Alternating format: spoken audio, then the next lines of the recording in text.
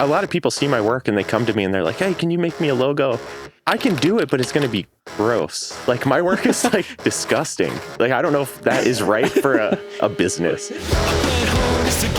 Like, legitimately, we had these pulled up, and I feel like you really can't tell the difference between something like... It reminds me of an Adult Swim show that would be picked up. I recently criticized Chris. He just came out with a song. He makes an AI album art. I'll tell you why. I'll tell you the mentality. Michael, tell him what he's won. You've won a big rig. Freaking finally got this thing. Whose signature is on it? That's from Fig himself, dude.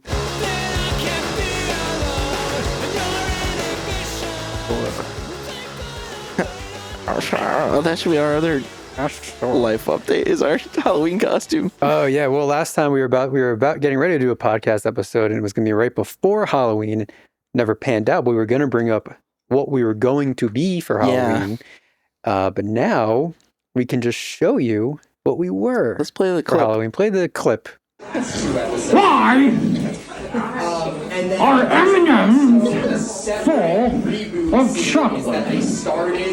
Why? Because it would be illegal to fill them with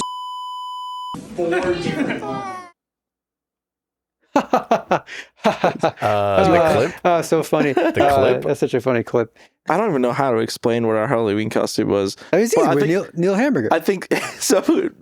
We were both the same shitty comedian telling the same awful jokes into a little microphone system that I brought, which is actually that little guitar amp behind me that I modified to fit a microphone. So we would both do corny jokes, yelling them and screaming them at people in these awful tuxedos. You were yelling. Okay, maybe I was yelling.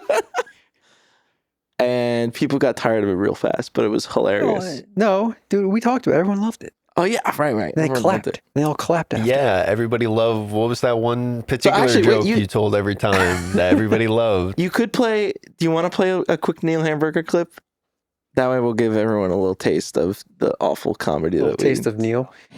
Why did Buddy Holly, Richie Valens, and the Big Bopper retire from the music industry in 1959? Well, because their vocal cords were all damaged in an accident.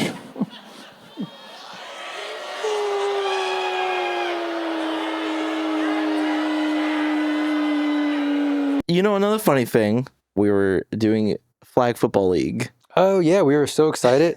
The Dinosaur Island Dinos. So our team is called the Dinosaur Island Dinos. Great name. Great name. We voted for it. It won. It was my idea. Thank you. I'll take all the credit for it. We were all excited to do a Flag Football League. And now that we're 2 months later, should we just say that we didn't win a single game? No, let's say that we won every game. Let's say we were undefeated. Yeah, we lost every game. We had a lot of fun, but the league that we were in, and again, we talked about this, is every league like this? We don't know. Was way more competitive than I personally thought it was going to be. I don't know what you guys were thinking when we were going into it. That was going to be way more casual. We found out pretty quickly that we were outclassed in a lot of ways by the people we were playing. And not that we were playing bad, like for being a bunch of, friends getting together. Get shut out. It's not like we didn't. But they were, in fact, just better and had been doing it for longer. And, just that kind of stuff. Just knew how to play very well. More athletic, I would say, than the majority of the people we were bringing in. So it's tough, man. Yeah. So Mike was tossed slinging the rock, as they call it. I should have used a football instead of rocks. It probably would have been better. Yeah, we would have won more games if we used a real football. Yeah.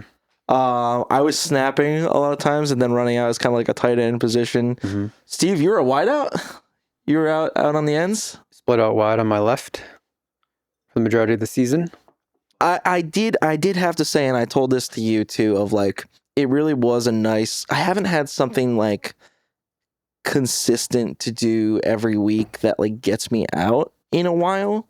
And it was really nice to have something like that. So I appreciate you putting it together and getting everyone involved. So thank you for that. No, I like that part about it too, because I haven't done something like that in a long time. Yeah. Getting out and especially because we did it with all friends. Like, and we made 2 other friends out of it, but our team was made up of like, we were like 80-90% friends. Yeah, like, dude. You know, we only had like 4 strangers that joined our team. Yeah, and now we have all these inside jokes with all the shit that happened over the season. Mhm. My fucking dive. Oh my Too God. funny. Yep. There was blood. There was sweat. So There was tears. what was it? Yeah, I think it was fourth It down. was fourth down. We had to get to midfield to get the first down. And so I think you checked it down to me. You know, I snapped it and then ran out and probably 10 yards or something like that. And I knew there was had to get to that first down marker. And what's the first thought that comes through my head is to just fucking lay out and just go for it. What I've been told is a majestic dive that I did.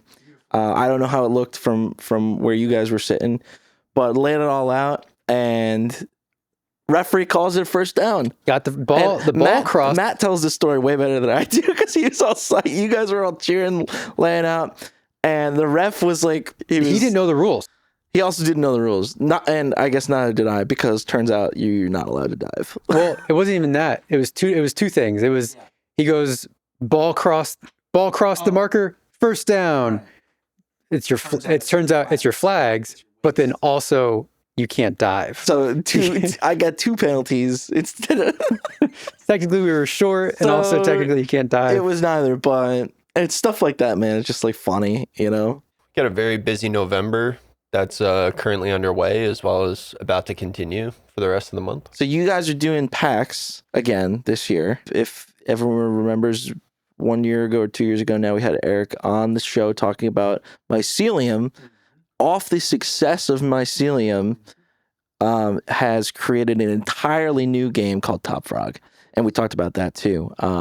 So this is the same kind of situation now where you guys are going to promote your board game. You got a table at PAX, one of the largest board game conventions in the world. Second or third in the world. U.S. Yeah. In the world, perhaps. It's like top 3 in the world. Amazing. Yeah. And you're going to go have your little spiel, and you're going to go talk to a lot of people about Top Frog and get the word out. Working on it tomorrow. Well, tomorrow we have a refresher.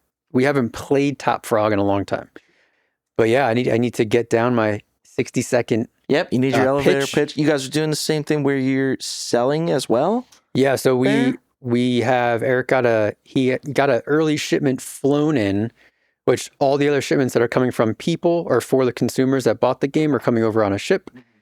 These were flown in, and so he has a pretty big. I think he has 2 pallets or one. He got a pretty big pallet, and this one pallet of this game can hold a lot more than Mycelium could. It's a smaller form game than Mycelium was. So we have, I don't know exactly know the number. I think it's over 500 games we have to bring. So we'll have a pile of games. We'll have a nice stack to sell. Yeah, but the purpose is like promoting it, but also selling it. This was the game that when you had a different name originally. I'm trying to remember what it was. Oh yeah, he was throwing out. What the hell was the name of it? Totally stacked. Totally stacked. Totally stacked. He was throwing out voting for names and stuff. I threw out totally stacked. I'm glad he went with. Or no, I didn't throw that out. Sean did. Sean had that name, and then I was just backing it. And then we had the debate over it. There's a large discussion over what your mind goes to when somebody says totally stacked. I don't know if I ever made that short. There is a homage to Totally Stacked in the game itself. Oh, there's a Easter egg. Yeah, he uses the words "totally stacked." Oh, okay. Yeah. I mean, it is still good, but yeah, as the overall name, Top Frog, easy, simple, catchy. Speaking of easy, simple, and catchy, Mike. Mm-hmm. We've been toying around with the idea of potentially rebranding this show. Oh, yeah, that's a good one. Since it's been going on for quite a while, and we've, kind of slowly shifted the idea of what we want the show to be about, and just things of that nature. But we've always been talking about how we haven't been able to promote it because when you search until you make it, Google doesn't find us for some reason, and we've looked into it. We couldn't figure out how to get SEO to come up. So we're like, why don't we rebrand? Why don't we come up with something more unique? And Mike calls me at 9 in the morning. No, I don't think it was 9 in the morning. It was early. Mike calls me at 2 in the morning. Was there? Yeah. You called me at some point and said you had an idea. The new show name would be What You Do Podcast. The What You Do Podcast, and all one word, and the U is a big U. What you do. So tell us what you do. In other words. It's all about what you do. So I said, What you do. That's really short and sweet and simple. When I searched it, nothing came up. And searchable. And I think also easy to get the idea across with relation to coming up with a fake word, a made up word. Made up word. I think it's easy to explain to someone. It's what you do with a big U. Yep. I think that's pretty easy to get the idea across in terms of spelling, and potentially some unique branding opportunities too for a logo with a big U. You know. I'm always of the opinion you should try to name stuff a little bit outlandish to make it stick out and be memorable. Uniqueness. Like if you just simply named it Mike and Chris Talk to People. Right. Sounds a little weird. People will remember it. And I guarantee you nobody else uses that name. Right. You know? I don't know. It's tough. Joe It's always Pera talks difficult to you to while find you someone. sleep. Is that Joe Pera's show name? Chris Lundy and the Londonettes. Unique. It's unique. Yeah, busy month though. Jackie's working on stuff this month too. We have a play of hers to go see soon. Former Disgraced. Disgraced actress. Former guest on the show, and former guest on the show, current love interest of Mike. Too funny. Yeah, she has a play coming up. I'm going to the showings, and it's a originally written play that's never been performed before. This is gonna be its debut, and it's kind of a interesting format, kind of a play. It's a murder mystery play where like we have our tickets, but we don't have assigned seats, and seating really doesn't matter, especially when you first get there, because we'll be moving around the whole theater. Really? Oh yeah, we were. I didn't know I signed up for that. Oh, you signed up for an interactive show. Oh, okay. There's a port, like a, I don't want to say a majority, but there is a kind of like a improv kind of element to the show. Yeah. It's kind of very guest interactive or audience interactive. And by the end, we do actually have to try to figure out who done it. Oh, okay. Wow. Okay. But there's different areas we have to go to try to investigate this murder. What do I wear to this?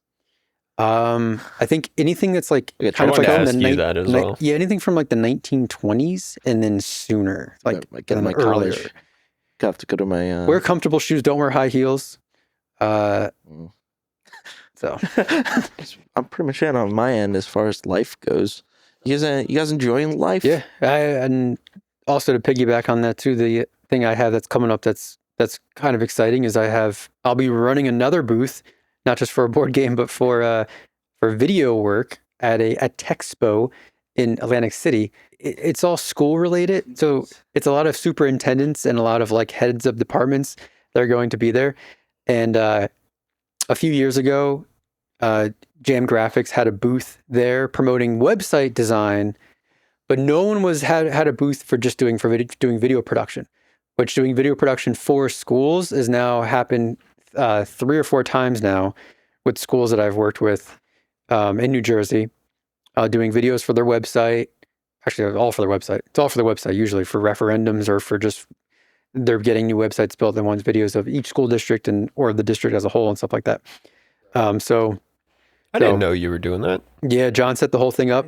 John can't. He was going to do it with me, but he can't because it conflicts with a generator convention in Las Vegas. I was going to ask him about his generators, how that stuff was I was going. actually interested to bring it up to you if like having John on the show.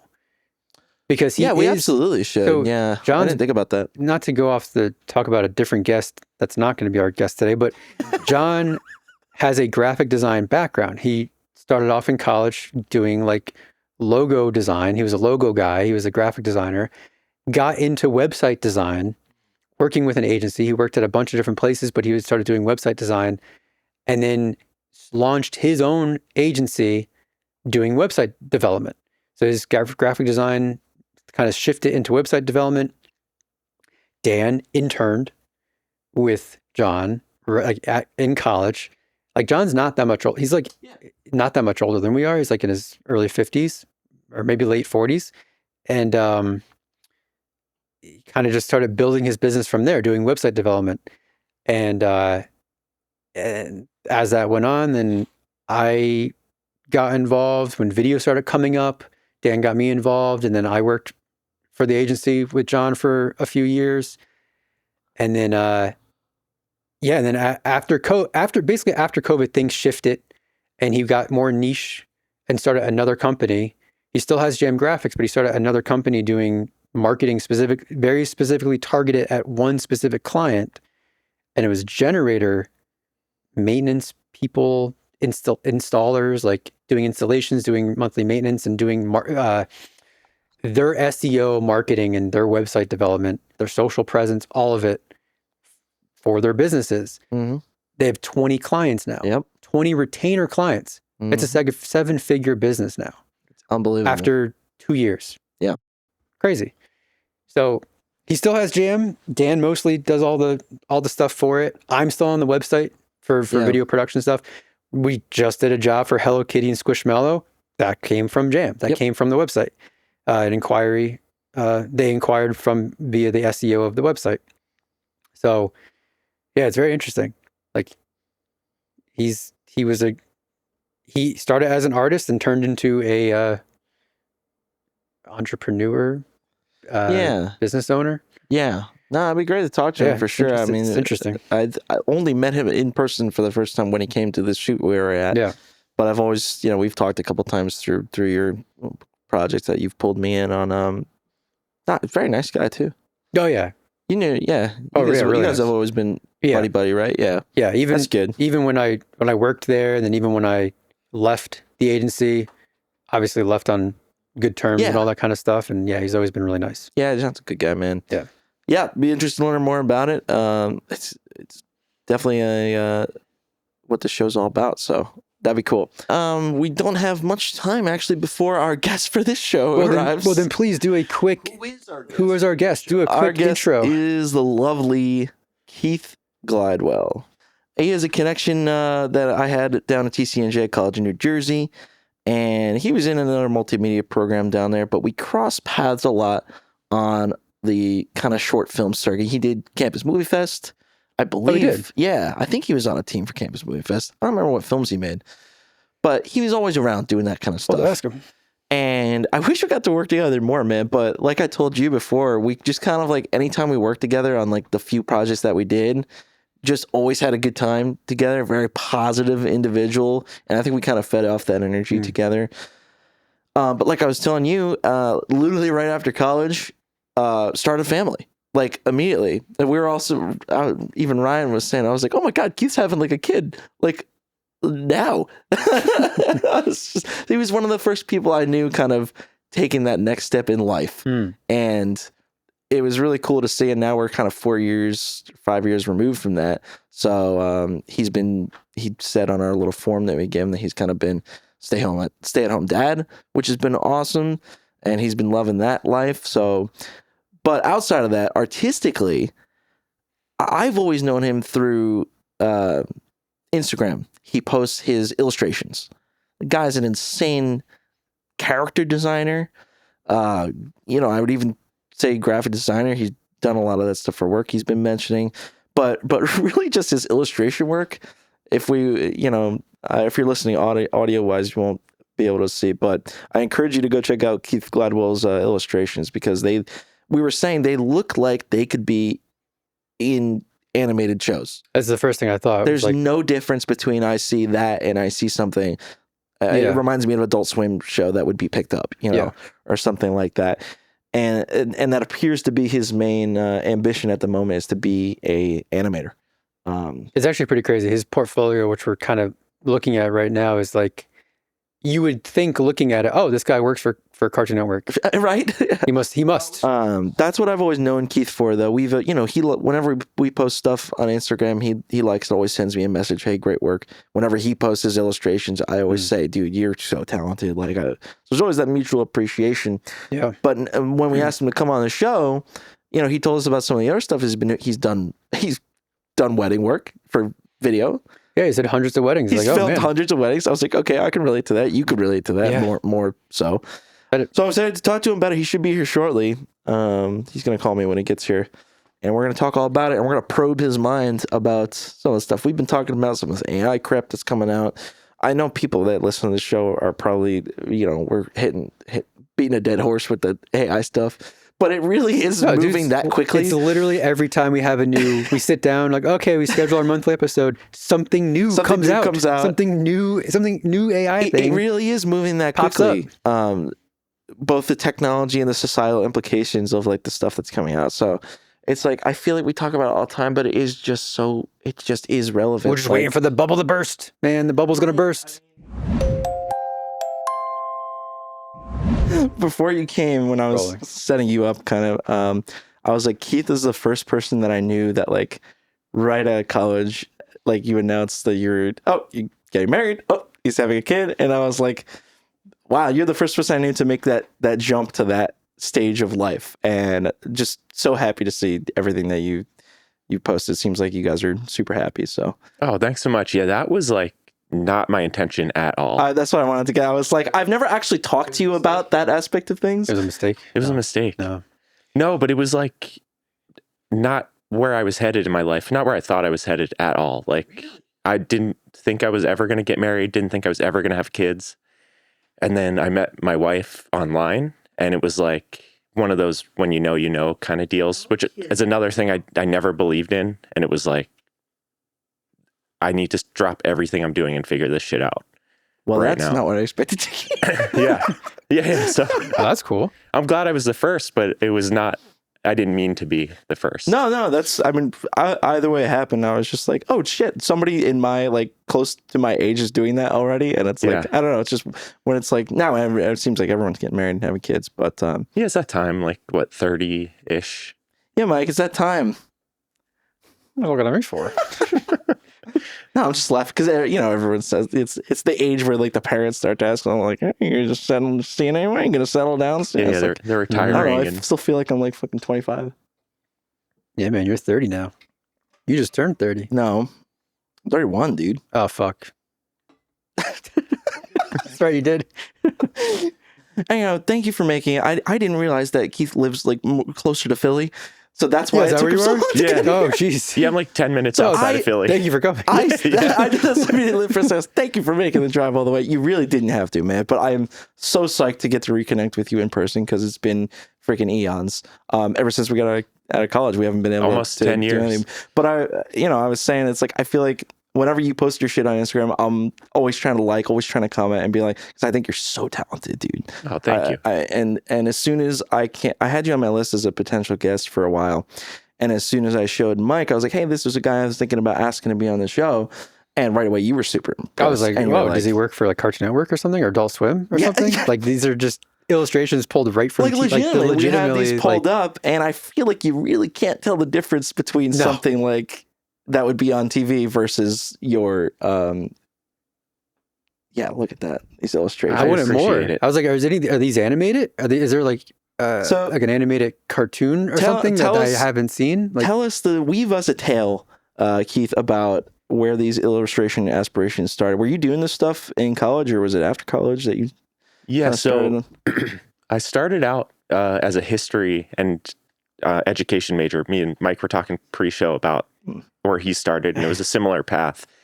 And my uncle is a cartoonist. He's like a famous cartoonist, Mark Tatuli. And so I grew up kind of knowing that was like something that you could do as a career, but it wasn't something that I felt like I could do still. But I always looked to him as like, man, he seems like he's living the life. Like he's drawing cartoons weekly and like he's like world renowned and winning awards, and it just seemed like the best life ever. So in college I kind of had a pivot moment where I was like, I could become a history teacher and be happy, I'm sure. Maybe like not make a ton of money and but probably live like a nice life. Yeah. Or I can kind of go after my dreams here. And so I did like a hard pivot, left the school I was at, went to community college for 2 years to figure out kind of where I could make it. And that kind of led me into like film stuff, but still drawing the whole time. And so I was doing a lot of drawing. It wasn't very good in college, but it got a lot better after college. Sure. That's kind of where. Is that supposed to be host of Survivor? Jeff Probst. Oh, Jeff Probst? Yeah. My idol. Love that show. Yeah, With it's Dr. Phil. Guy Fieri. Guy Fieri. Dr. Phil. I don't recognize this Gordon one. Ramsay. Looks kind of familiar. That's Who's Drew this? Carey. Oh, That's Drew Carey. Pat Sajak in the bottom there, the one that looks like a raisin. Oh my God. I guess when you went to TC&J, was your intention art? What made you to go to the IMM major? Because does TC&J have like an art program, They do. Like a graphic design or illustration program? They have graphic design, which I never felt like I connected with. Okay. Because it's graphic design is very artistic, and I feel like I'm creative, and I have a very particular style that I can do. That is very much like my style, but I don't know how good I am at something like graphic design. Just seems like a different part of your brain creates it. Well, funny, the last show we did was graphic designer. We were talking about exactly that. A logo designer. Different thought process. And the game we did that week was we had to make logos based on like random ChatGPT companies. And even in that game alone, the mindset that Chris, who was our guest, came and in 30 seconds would go, oh, what is something about, and it immediately had an idea that was like looking kind of good. And it really just showed of like, oh, well, that you're using like a different part of the brain, man, because I can't do that. Yeah, and I can't do it either. A lot of people see my work and they come to me and they're like, hey, can you make me a logo? And I'm like, well, that's not the same thing. I can do it, but it's going to be gross. Like my work is like disgusting. Like I don't know if that is right for a business. But it could be. It could be. As has happened with, right? Weren't you saying you worked with a brand that wanted your style exactly? I forget what you put on your your sheet. Yeah, that's kind of where I'm at now, is like people are more and more coming to me for my style, where they don't really have anything in mind. They're just like, hey, we want what you did for the last band, or what you're doing for your band, or like we want that like kind of gritty look. And that's that's where I want to be in my career. But a lot of it was trying to figure out, can I do a graphic design or logo for a company just made out of shapes? And I know I failed at that for a long time. Circles, yeah, rectangles, can't do it. pentagons, bad with color choices and color palettes. I'm horrible at color Hex palettes. codes. Do you feel like you're getting a lot of funnel through Instagram? Is Instagram like your main platform that you post your drawing stuff on? Yeah, Yeah. I find people usually like try to like succeed on like one, whether it's TikTok, Instagram, or one of the social medias. But you are getting like actual business through Instagram, like business inquiries. That's the only place I've gotten it. Is Instagram. Yeah. So Isn't that so funny? I hear a lot of things from the same people. People reaching out through social media because they see a reel or they see a thing, and they're like, "Oh wow, I want that." I want what that person does, and you certainly have what we talk about sometimes too, is like that very niche, like, oh, this person does that style, or it's like Ryan was doing a lot of hyperlapse stuff, and for a while it's all he was doing, and so what happened? Brands started coming and say, "Hey, we want that." And it's a really interesting thing is to niche down in that way. That's what Abby did too. My sister-in-law is an illustrator who has 1.2 million followers on Instagram now. Whoa. That she blew up. But grew fast. We had her on the podcast a long time ago when she only had like 50K, and she blew up so fast. And she just launched her own website. Yeah. Finally. Wow. She broke off of Etsy and she has her own website now. But she supports her husband, my brother, and they bought a house, and like she's full-time illustrator selling. She works with designers for clothing. Some of her clothes are in Nordstrom Rack. Some of her designs are in Nordstrom Rack. What's the other? She has all kinds of merchandise, rugs, socks, just everything, man. It's like, that's so cool. But it's very niche on her style. Her style and what she draws is also very, very niche, with like mushrooms, mushlings, and frogs and stuff. And I'll be in Philly next week Oh yeah. for nice. PAX Unplugged. Oh, sweet. That's in Philly. Yeah, Cool. because my brother designs board games and she does all the artwork for it and all the illustrations for the board game. So we'll be there at a booth. That seems like a cool couple. Yeah. It's a power couple. Yeah. Yeah. Like living they're the so dream. cool. We fucking love them. They're Yeah. the best. But it's so interesting Yeah, it's too interesting. that you in my mind, I feel like I have this bias of like, I was someone that wants to be an illustrator, and it's like, where are you going to fit in to like find a stable life with things like that? But time after time, we stumble across person X, Y, and Z that managed to forge out their little slice of making a living for themselves in that way. And I think about too of just like, I feel like there are infinite ways to make a way for yourself because there's so many opportunities and so many things that are changing in the landscape of social media. And there's just a billion freaking people. Like, Yeah. well, 8 billion, right? How many are we up to now? Whatever it is. Too many. There's I would believe that. trillion people in the world. One of them is going to buy your crap. One of them's going to buy your Yeah, stuff. true. And you just need to find those people. And so I just feel like I keep being proven wrong again and again against my bias of like, oh, that'll never work. Oh, that'll never fit. And it's like, well, I mean, you're kind of on the right track though. Like it's very hard. It's very demanding. not to say it's easy. No, of No, course and like there's no safety net either. Like you know, a lot at the beginning of every year for me is reaching out, cold emailing companies if I'm not getting inquiries through Instagram, and just being like, hey, here's my stuff, here's my website, here's what I've done in the past, would love to do something for you. And 1% of them get back to you. But yeah, maybe not even that many. Like it's very rare. Or I get like a response 7 months later and they're like, hey, sure, we'll do something. But in that, in those 7 months, I've had to find other work. And so you do a lot of work for people that maybe are not making a ton of money, but it just becomes another portfolio piece for you. And that's the trade-off. And I'm very lucky to have a wife that works in a field that is very in demand. And, I can stay at home and take care of our kid and draw cartoons and hope that eventually it pays off. Hey, that's not a bad deal. It's a great deal. Can I ask you something about what you do? I'm curious. It's always something I wonder about with the artistic types because there is a little bit of different wiring with their brain that allows them to produce what they're able to.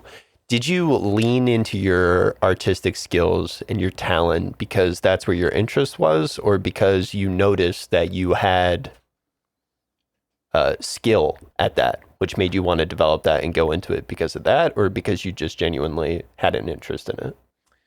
I think for me, drawing started out as something I was doing compulsively. It was just any time that I was uncomfortable or, in school, but I'd finish my test and flip it over and immediately start drawing some weird character on the back as just a way to pass the time. And then that sort of became meditative. And so at first it was just, drawing out of compulsion, but then I realized I'm making people laugh in class when they do see what I'm drawing. And that felt good. And I was getting validation. And so I kind of realized when I do those things, people respond in a certain way. And it feels good for me. I'd be doing it whether they were looking at it or not, but they're also thinking it's funny. So I should follow that. But then, when I was talking to my uncle when I was in college, and he was like, you have the talent, but you need to be better. You need to make it rein it in, really turn it in, find a practice to make this something that you can turn into a career. And that's when I started thinking about it in a way where I could make a living from it. Yeah, I mean, it reminds me of what people used to say. Everyone says about talent without hard work is still nothing, because you can, in a sense, I feel like I hear this musically a lot, is that you can outwork talent if you put your, someone with talent that doesn't practice versus someone who needs to acquire that talent through hard work is going to get to a place further than that person. So I don't practice though. So you definitely do practice. I don't practice. I practice no, I'm talking musically. Strictly. Music you 'Cause practice? I mean, I play. You had rehearsal yesterday. You Yeah, just I was texted going to say, us. you texted us a day or two ago saying I'm in rehearsal. But that's not like practicing your instrument. That's practicing a song. But you practiced. You difference, just I released think. a song. You released 3 songs this year. Yeah, That's but practice. But I don't know. Would you consider like the act of writing in a way? Yeah, it's the process. I guess. All right. It is. I feel like I don't intentionally sit down to like learn new things. I mean, this is something I tell. Well, now we can get into music stuff, Keith. Yeah, whatever you guys want to get into. Well, maybe that's a separate podcast with just me, Keith. I feel like if you just like, oh yeah, I got another gig this week. Like if you just played gigs, Yeah. and you just gigged, where like you're just better that way. You're just maybe just doing cover songs. You might, you probably still get better, but that's all you do. Yeah. You write your own music. You play with other bands. You practice all the time. When it comes to music, at least specifically. But like I don't. Okay. No, sorry. So you're gonna say. Technically, I'm talking on a technical level, like technical guitar. I don't practice that stuff. Right, you're like, not practicing to get I feel better. like at the I've instrument. definitely stagnated in terms of like learning my scales and learning my theory. Well, and that's what I was going gonna to ask you. side of it. Yeah. But in terms of live playing and like being able to put shit together, I feel like that is like a skill in and of itself to be able to get better at that kind of stuff. What were you gonna say though? Well, when We it don't have comes to go further on this. We got musically other stuff to get speaking, to, but- do you attempt to ever like pick a specific new skill and then work on learning it, or is there a certain thing that you're trying to accomplish and do, and you'll just do that until you get it? Yeah, I'll probably just do something until something works or I give up. Like a new genre, or something I'm always playing with. I Or think the new that bass parts. that that is I'm a trying to figure out. form of practice, though. Like All you've right, got you guys are gassing me up now. Thank you. No, you deserve it. All right, you've gotten to a point in your playing that furthering your technical ability. For what reason? Are you going to start making like jazz, fusion jazz? Like You could You could. really just for like musical competence, playing with other people. It's really just for the live aspect of it. Right. Because I agree to a certain extent. I mean, the lead guitar player and singer of Streetlight Manifesto will tell you the same thing. A ska band. He's a great guitar player. He's got great energy. He says he doesn't know fucking shit. He doesn't know notes. He didn't learn that aspect of the guitar, but he can figure shit out and he can play the hell out of it. Yeah. There's something to be said for that mentality. Yeah. like at some point you do just need to start making something. Yeah. Like you can't just do it. Yeah, you can't sharpen the knife like the whole time without using it. But how long have you been playing with your band? Since 2017. So like damn, almost dude. 10 years. Yeah. And that Coming started up on 10-year anniversary of Ditz? Yeah. How'd you guys pick that name, by the way? I wasn't in the band when they picked it. Oh, you weren't in the band when they No, picked so I joined the band actually through illustration. Like oh, wait, what? Yeah, so Todd, our singer, me and him were friends in high school. He went to a different high school. We had mutual friends. And he saw me on Instagram drawing in college, like posting my art, and he hit me up and was like, "Hey, I'm in this new band. We want a logo and we want you to do it. Here's the demo. And also we're looking for a bass player. If you know anyone." Yeah. Oh, he didn't know you played. No, well, he knew I played guitar. Okay. But he was like, "Hey, we need a bass player. Like, if you know anyone." Yeah. So I did the drawing, which was just the word Ditz with a cigarette under it. And he was like, "We love this. This is Ditz." And you're like, okay. And I was like, somehow I knew that was Ditz. Like I listened to the demo they made. It sounded like they recorded it in a trash can with like a raccoon skittering in the background. But that's a compliment. It is. That's a huge compliment.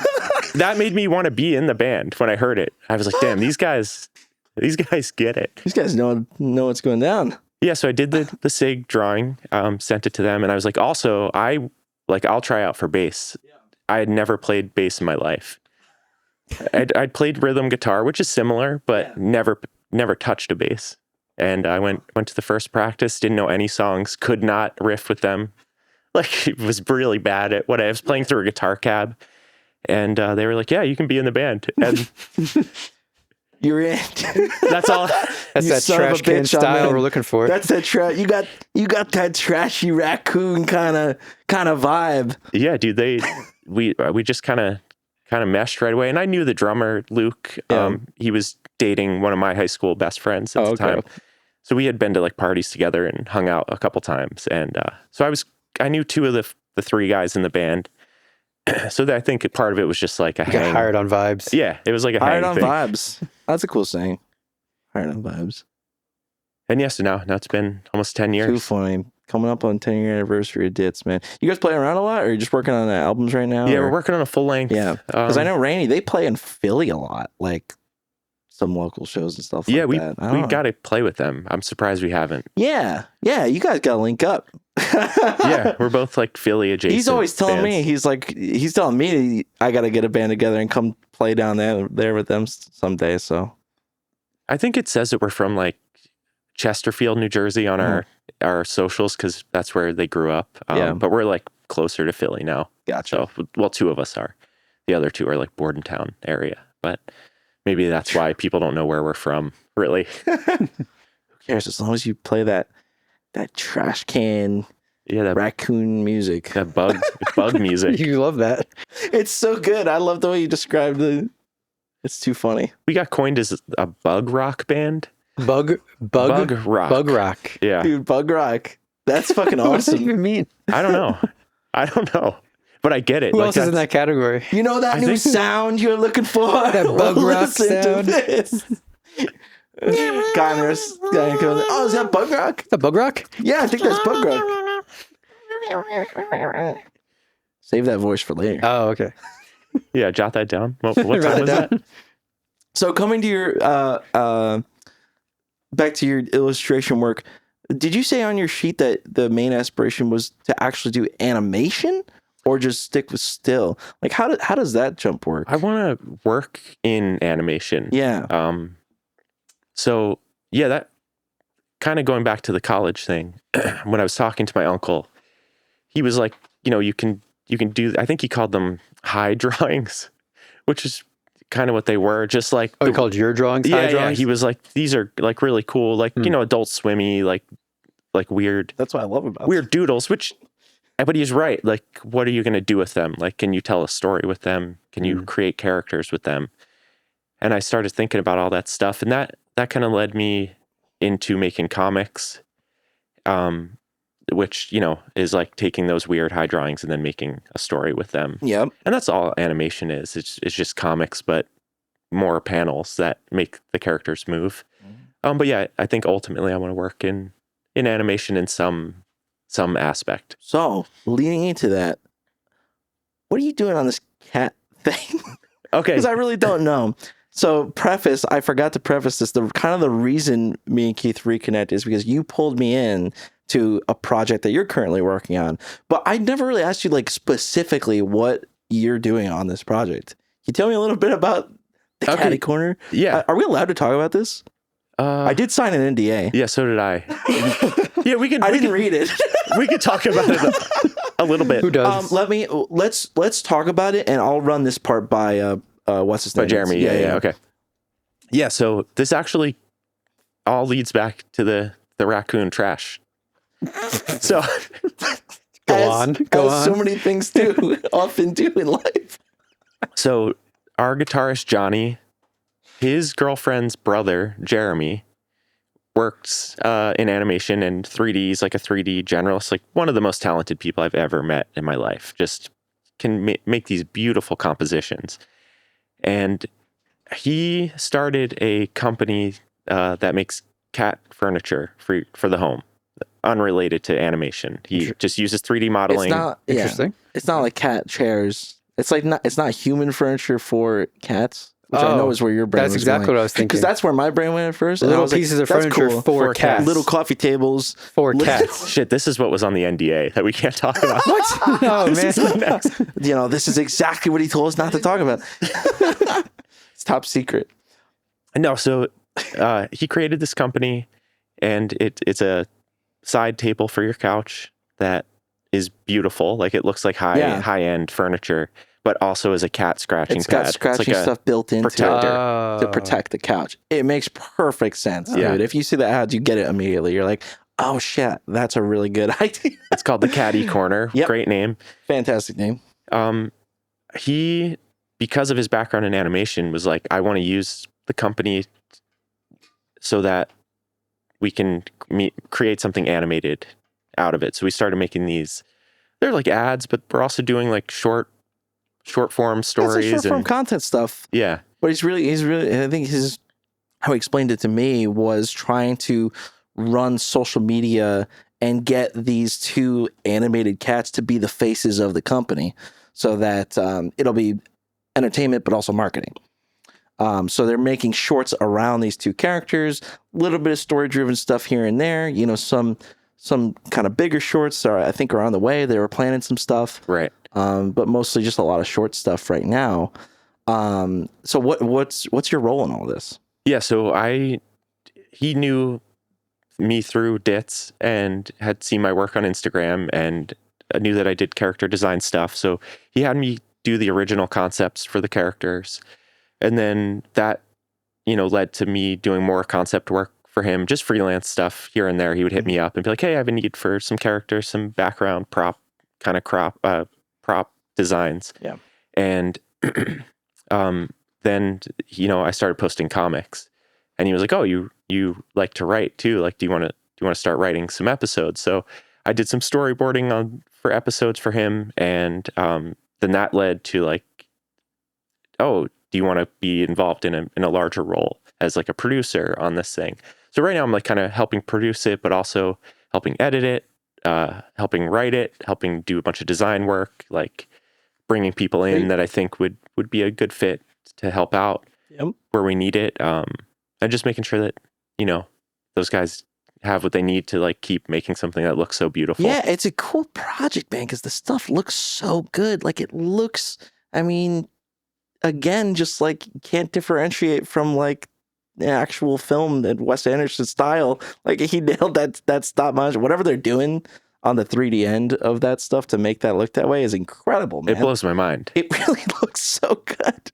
And I'm like doing these like little, stick figure version, like thumbnails of the cats. And I'm like, here you go, guys. And then can you make this look beautiful? Yeah. And then they make it look beautiful. And I'm like, how the fuck did you do that? There's 3 people working on this thing. Yeah, it's pretty incredible. Jeremy's a cool guy. We actually probably want to have him on eventually too. You should. To talk about his stuff.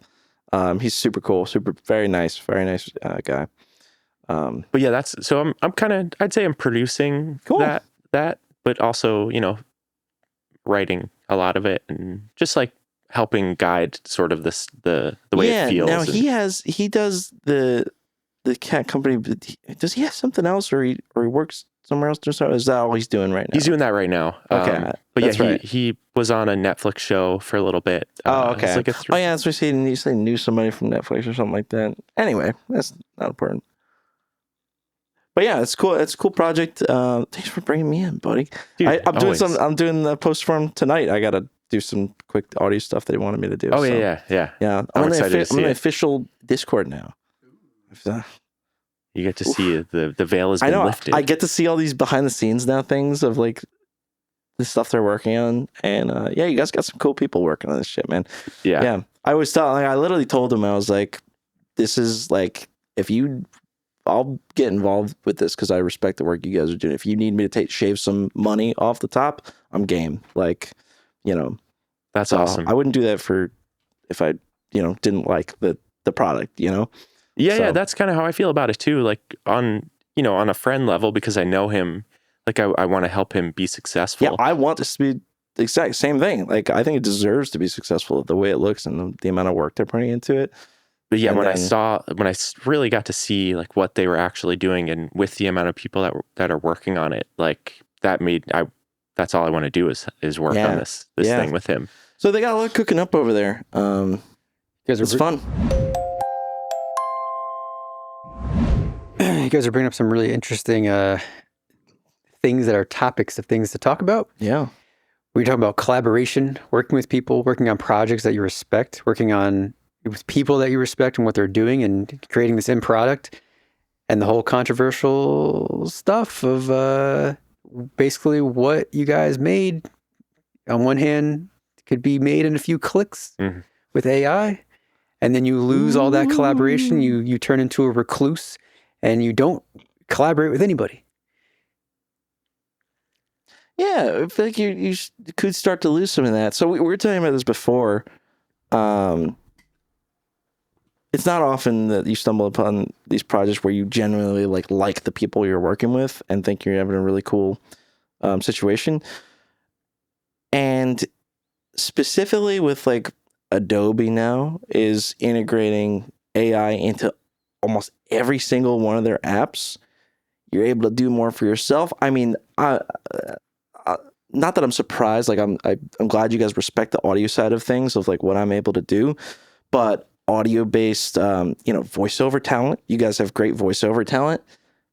Technically, you don't have to do that really anymore because the voice stuff is really good now. I mean, I know from an artistic perspective, obviously you're gonna have way more control over, if you're doing the voiceover yourself and you're able to get those little microcosms of voice. But how many people are really going to notice that? That's all for debate. So if you did do, say, AI voiceovers, okay, and you did some AI visuals, and all of a sudden this team, even for this thing, shrinks from 10 people to like 3. Yeah. And, we were just debating before of like, how much opportunity do you miss out on then for connecting with these people down the line? Was it our connection, is that going away in college? Are you shrinking your network? It's a debate, but is that the way things are going? Is that the way things are going? Because I don't think so. You know what I mean? Here's where I'm at with it a fad? With AI is like, I don't think that the people that I want to work with are using it anyway. Like there's a bunch of bands that hit me up to do art for them. And then I see them like, a month later posting AI like album art and posters. And I'm like, okay, well, go on. Like you didn't want to pay me $150 to do go on, Chris. your design. I wouldn't pay you. This is a good talk. Thank you for saying that, Keith. Thank you for bringing this up. That's why I was pointing at you. Yeah, you're pointing at me. Okay. So I recently criticized Chris. He just came out with a song, a Halloween song, right? Great song. Great original song. Great everything. He did all the instruments by himself. He's proud that he did all the instruments by himself because he put out an Instagram video showing how he put together the song, right? Short on time because he's trying to release this thing before Halloween, right? Time is short. He makes an AI album art cover. So I do it. So he does it, right? I'll tell you why. I'll tell you the mentality. Okay. Abby, who I brought up as the illustrator, she's like, is that she immediately had a stinky face and like poo-poo. I said to Chris, well, I don't really like it either. And I feel like it diminishes all the work you put into it because you can very kind of clearly tell it's AI. And then also, if your album cover is AI, people can think your song is AI.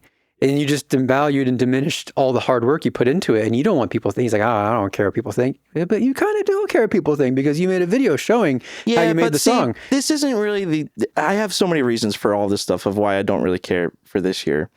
Because I agree with you. I hate AI album work when people do that.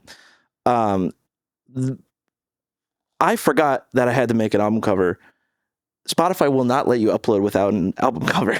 Yeah. And I literally got to the screen to upload, and it's like 5 days before Halloween, and I couldn't think of anything else to do. I could have just done some I don't know, but I had the idea to do the old movie poster. So I did an album cover, knowing that I could replace it later, which would be for next year. So I'm like, I'm not going to worry about this for this year. I just want to get it out with something that looks okay. So that's my kind of mentality for it. And also it's like a joke Halloween song to me, even though I wound up being really proud of it. It's really good. I agree with I mean, when you said the AI music, I kind of forgot that was a thing, especially on Spotify now that it's taking over. So I agree with the criticism. I didn't love doing it, but it is what it is. But it's the temptation. The temptation is right there. It's like, well, I could do it. I shouldn't, but it's so easy just to do it. And then people do it. And then you just do it. And then you do it. And it's like, yeah, no, I don't want to leave it up, but how about this? I'll do a free cover for you if you swap it. You want royalties? Oh, I want royalties. you want 5%? He's going to take your 10 cents. I don't know. I think I made probably 0.0001 cents on it so far. So if I want it. Are you okay to split? Well, you can't have the whole thing. You can have 0.00005. Deal. You got a deal. No, you don't have to do that. I'll come up with something. No, I'm just kidding. But for real, Yeah. I will. You will? I'll do it. That would be insane. That'd be amazing. I probably have nuts. a Halloween drawing. Have you heard the song? Yes. Okay, you heard the Zombie and the Mummy? Yes. Yes. So fucking It's really stupid. good. I love it. Yeah. It was such a quick thing. I wish I came up with it sooner. Keith's style on that would be amazing. It would honestly be sick. We need more Halloween tunes. When I tell Google to shuffle like a Halloween playlist at my house, it starts playing like chains rattling and like, ooh. And then that one. There's not that many. No. Like Adam's I don't Family. know. Come on. I feel like we could. So we're gonna just hopefully get a big push on it next year. Mike had some music video ideas and stuff like that, and it's like, okay, so it's like kind of release the audio this year and get some friends and family to listen to it. But next year, big push, best Halloween song ever written. We're gonna make it happen. So Zombie and the I'll Mummy. hit you up. You heard it. You heard it here. You heard it here first. But that is kind of a microcosm of things, right? Yeah. More and more people are doing it. Everyone who is pretty much in our area despises it. I mean, for good reason. It just is nothing. You're not physically. It's hard to respect, right? That's the thing. It's hard to respect. Here's where it gets interesting. Mike brought up a thing to think about, and he said, it's on the notes, something about, do you think AI artwork is going to become its own art form in and of itself, like painting, like a different medium? And do you think it could be respected in and of itself as a whole separate category? I don't know. But what would the art form be then? Like coming up with a prompt? You know, so like could you be considered a prompt artist? Oh God. That's already a thing. Is Well, it? people pay for that. Pay for that. People It pay is prompters true. to become an AI prompter, I guess. Damn. Would be the title, I Will suppose. AI eventually be respected like animation or painting?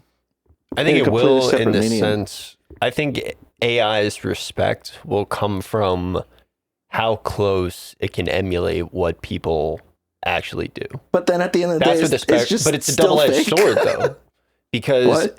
it's a double-edged sword in the sense that same rationale and reasoning will be people's also exact reason for hating on AI. Yeah, man. So like, I mean, what will make people respect it will also make people hate it. The I exact totally- same thing. I totally agree on the just like the logic side of it, of anything AI is doing it because it's trained on existing art and existing music. Right. So right And now, I'm like, wait a second, that's a really good point.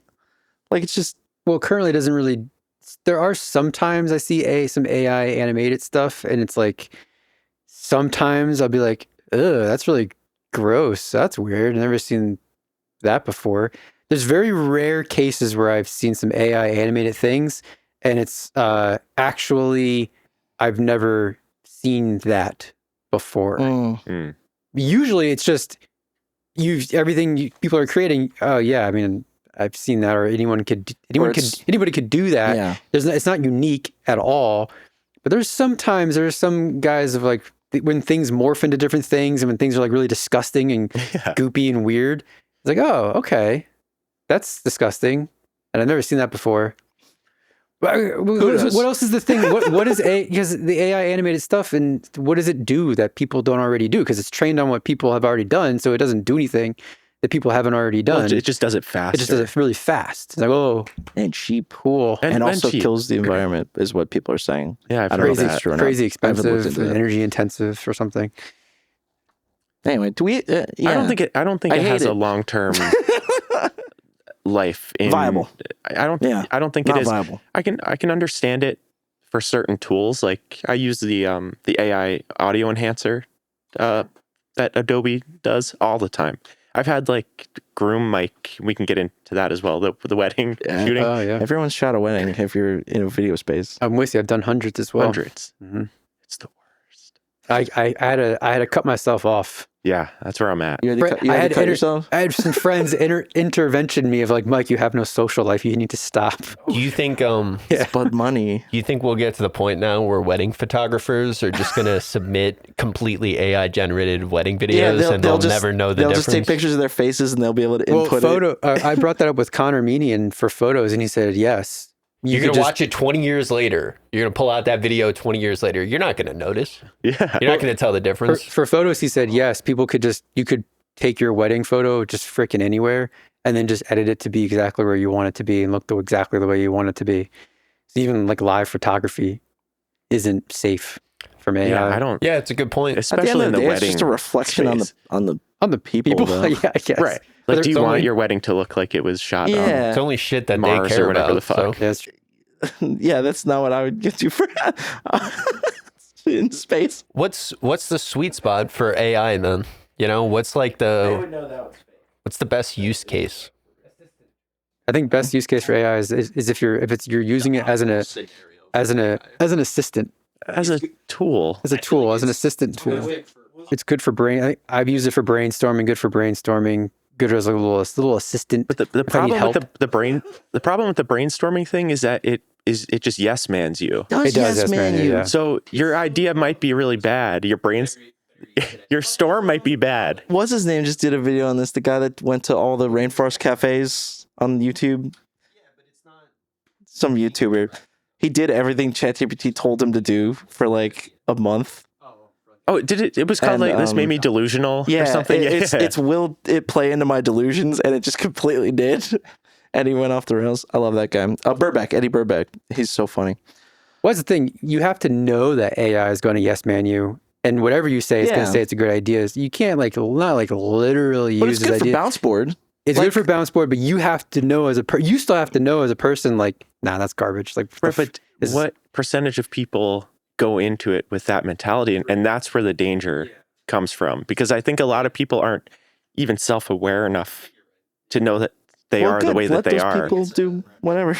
Yeah, but if what those people are doing is leading to the deletion of jobs for people, you know what I'm saying? Like if that's a common theme, right? You hear all these higher ups at marketing companies. Oh, well, we'll just AI it, or we'll just And unfortunately, those are the people that do make the decision. Right. Well, that's what I'm saying. That's where the danger. We'll just cut our. Good. We can cut our production department.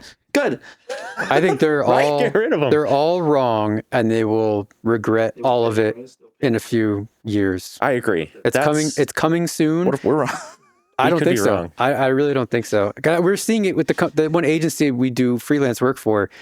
They're AI. Everyone's like hyped up on AI. Like, oh, there's got to be some kind of tools we could use with AI to enhance our video production workflow and make things faster and make things cheaper. And it's like, dude, you're just catching on. You're just like shit. You're just spewing fads and things you're hearing. You're just regurgitating things that you've heard other companies trying to do. And like, dude, no one's doing it successfully, and it's not going to be like long-term successful.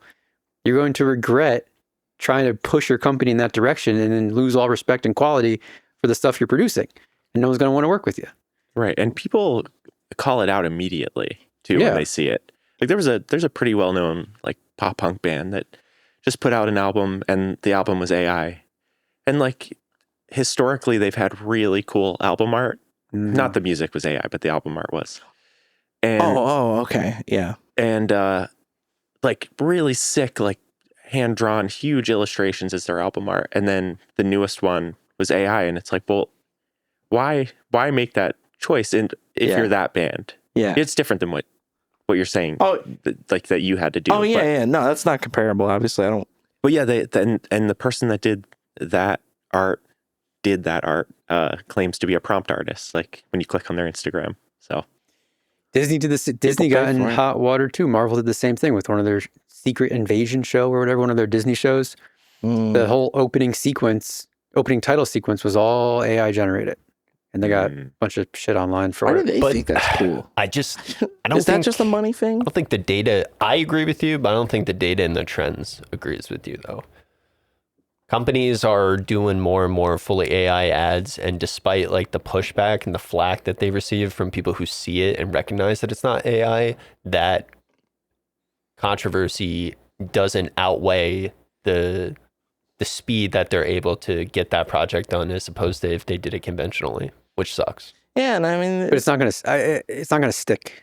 No, it will though. That's Because it is already.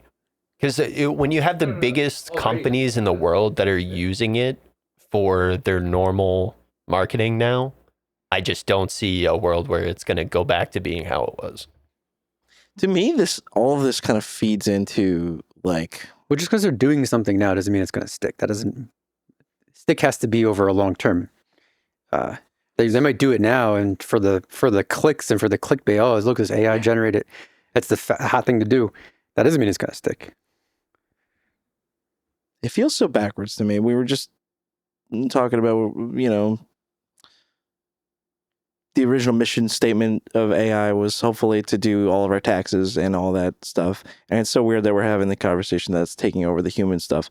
I'm not the first person to say that, but it's so backwards to have everything be so, I don't know. Everything's just so, we're all sucked on our phones.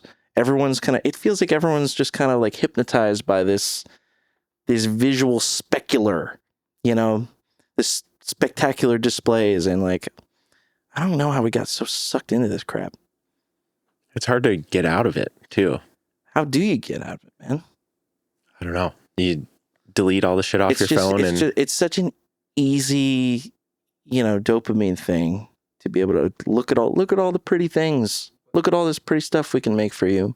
We're gonna divide. We're gonna be divided. You're gonna have people. The internet's gonna be totally AI, all AI. You're either sucked into it, or on the other side of the fence, you're completely out of it, and you're in the reality, and you're either one or the other. And that's it's like it. the Matrix. I think so, because the internet's going to be total AI. Right? If it keeps going the way it is, it's just going to be all AI. Have you guys heard of the dead internet theory? What's the point of even being on it? You're either going to accept it and want to be plugged in, or you're not going to want to. It's basically that. It's basically that most of the internet is actually like bots and not real stuff already. Yeah, that is kind of how it is now. Yeah. So the either accept theory is it, that's only going to get worse, and there's going to be less and less real people on the internet, which is crazy. Why are you convinced that that's the way the internet's going, but not like company use of AI? Well, companies can use it, could use it for internet ads. Like if you're going to ad on, if you're doing like shit on the internet, I guess they're just going to use AI, and it's just going to be all AI, AI. So should we become you're either plugged into it and you just accept that reality, or you fight against it. You just get off of it. No, I'd rather, got to fight the good fight. I would just buy land somewhere and go live in the mountains. Let's all buy land. Oh, there's a really important AI related topic Mike was desperate to ask you about. This was his number one thing that he really wanted put on the notes, that he really wanted to ask you about. Huh. Can I use your face and likeness for my collection? Yeah. Oh, okay, thanks. Yeah. Thank you. Yeah, you said Oh, all right. All right, get the paper sign ready. Have we talked about doing this before, where we make OnlyFans for all of us AI wise, and we just collect the money off of that? Maybe you Deep did. fakes. They got to be doing that. Someone's doing that. People are doing that. That's the thing. People, like men on the internet, are pretending to be women through AI and stealing their OnlyFans revenues. Okay, that's fucked up. No, I mean people are doing. No, 100% people are doing that. Damn, if they were they were doing their own likeness and I could back it, like, okay, you get your money. You could back it.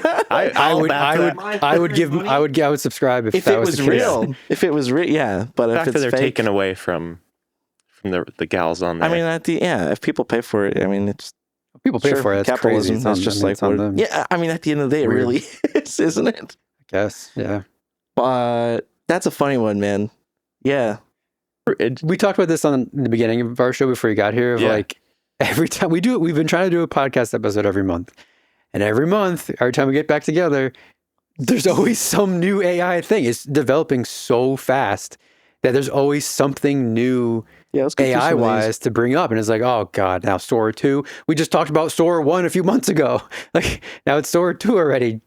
Jesus. I got faked out by one. It was like raccoons again. It was a raccoon. You got to include this into the thumbnail on the title. It was a raccoon. A bunch of different styles of raccoons. Yeah. So yeah, it was a video of a raccoon going through Halloween candy, and it got like scared by a fake clown, like that was in front of the candy bowl, and then the raccoon turns and like attacks the clown. And I sent it to my wife, and then I watched it again, and I looked at the candy wrappers, and they were all like gobbledygook. Yeah. And I was like, oh my God, I got faked out. Went and I unsent the video. Yeah. You unsent the video? I unsent it. Yeah. You said this isn't like worth your time anymore because it's not real? It's not real. This isn't me. I mean, I understand. Well, that was the other thing we talked about, brought up. Like, it's almost not, it's not funny anymore because it's not. Yeah, it's not real. It's not funny. So it's nothing. It is just nothing. It's just eye candy. It's just eye candy. Well, that's why you brought up like about AI, using AI to create, or no, well, people willingly watch AI generated films, and to me, that's not eye candy. Filmmaking and movies are a form of human storytelling, and it's different. Well, it's a little different. I understand. Where I think people will not willingly watch an AI generated film. I think they will. I think you will when it comes out. People will pay to see anything. I think when it first comes out and people are like, well, I mean, there's already generated AI films on YouTube, short films. Yeah. They're terrible. Yeah. I don't know. I was considering doing, because it's funny. I quickly veered away from it, but I mean, Sora 2 was just so good that I was like, let me see. I had an idea for a music video for a short cinematic that I would do. But I don't have the means to produce it. I wouldn't want to put money into it. I wouldn't want to even drag you guys into trying to do something. I was like, let me see if I can do it just to see if it'll come out cool. Researched how to do all the prompt stuff, put in like the filmic adjectives, Christopher Nolan style, Alexa 65 millimeter, like it's atmospheric haze. And it looks pretty great. And I was like, oh, I could actually probably do this music video idea with Sora, but then I kind of stopped because of everything we're just talking about, of like, does it really mean anything if I didn't make it? Not really. Yeah. Would I be proud of putting it out there? Nope. But people who are not artists and have no integrity will put it out there. Yeah. And then what? But that's who you're competing with. That's who we're all competing with. So I mean, we're all on the same page here. We're artistically, it's like I would rather do something worse but creative in like this space or practical to try and get some kind of idea across than that, because it's just nothing. What did you use for your college football videos that you posted? That was Sora. That was Sora too. Yeah. But I didn't know. I'm weird about it. I didn't tell it to like, look hyper realistic. Look into this. I didn't say that. I just like told it what I wanted it to do, and it just gave it whatever. They were very funny, very entertaining. I did find them actually entertaining, and I've watched them multiple times. I don't know. It's a weird thing. I'm not going to judge somebody for using AI for certain things. If the entire thing is AI, maybe I'll see it as a little bit lazy.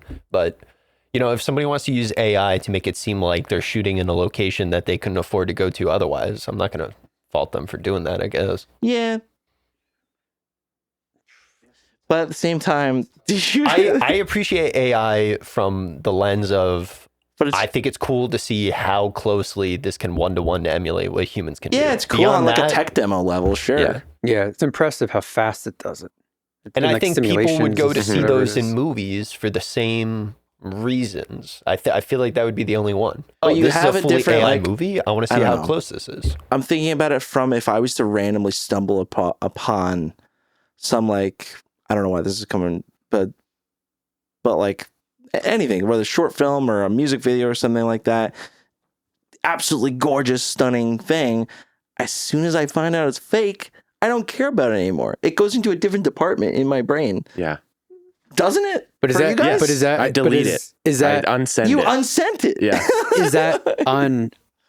Is that I don't know if that's for everybody else, right? Because for the average regular consumer, not artistic person, not creative person, just the average consumer, do they think that way? No, seriously. Well, we think that way because we have like an integrity and respect for the artwork itself, and we don't want it to be fake. Are we the ones being resistant to it? Would you view it a little bit more positively if it had more clear disclosure before seeing anything of that nature? I mean, I think overall there needs to be more transparency. Like if there was I an honestly AI would. movie and there was a disclaimer before the movie start that said we use this for this, Yeah. right? Yeah. And they made that very explicit for everything it was used for before it played. Does that make you view it in a more positive It'll light? make me tolerate it maybe to see. Right. I don't know if it's positive still, but it's, yeah, I would, Yeah, I think that needs to happen. At least they're being for sure. honest. all we know is that AI is just trained on things that we've already done and that have already existed. So for all we know, they're just mimicking and pulling Christopher Nolan's work and this and that, and Yeah. it's like it's hard to respect that on any level. But we're not. I don't think the AI is there yet. Where it can actually do it on its own without pulling from reference that it was trained on. It's just stealing people's work, Right, and it's then not just even like regurgitating. It's not even that it's referencing that person's work. It's like straight up stealing it, which humans do too. But there's a difference between like an homage to something and like straight up ripping it off. Right. And I think AI is literally doing that. Yeah. And when I see a human doing that with their work, like straight up ripping something off, it goes into that. I delete it too. I unsend it. Sure. And yeah, I don't know. I can't get behind. I would tolerate it probably. Yeah.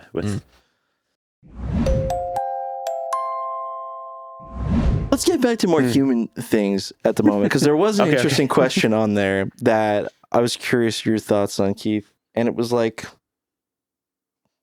do you think having a family, having a child has impacted your artistic vision in like your drawing or in any aspect of your life? Now it's interesting because now we know that it was like not the plan for like how you thought life was going to go. And do you think that comes through in your art? Yeah. In any way? Yeah. So I'll talk about that a little bit. So I had this dream actually that my wife was pregnant. This was like during the height of COVID. Sure. And I dreamt that we were out looking for houses and I was throwing a kid up into the air and back down again. And when I woke up, I was like, hey, I think you're pregnant. You should take a pregnancy test. Oh my God. And there was like no other reason for me to be saying that. Like there was no suspicion that it might be the case.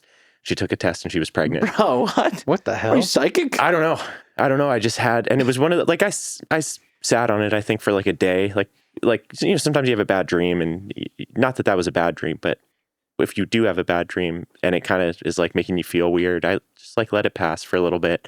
But this one never went away, that feeling that like that is a real thing.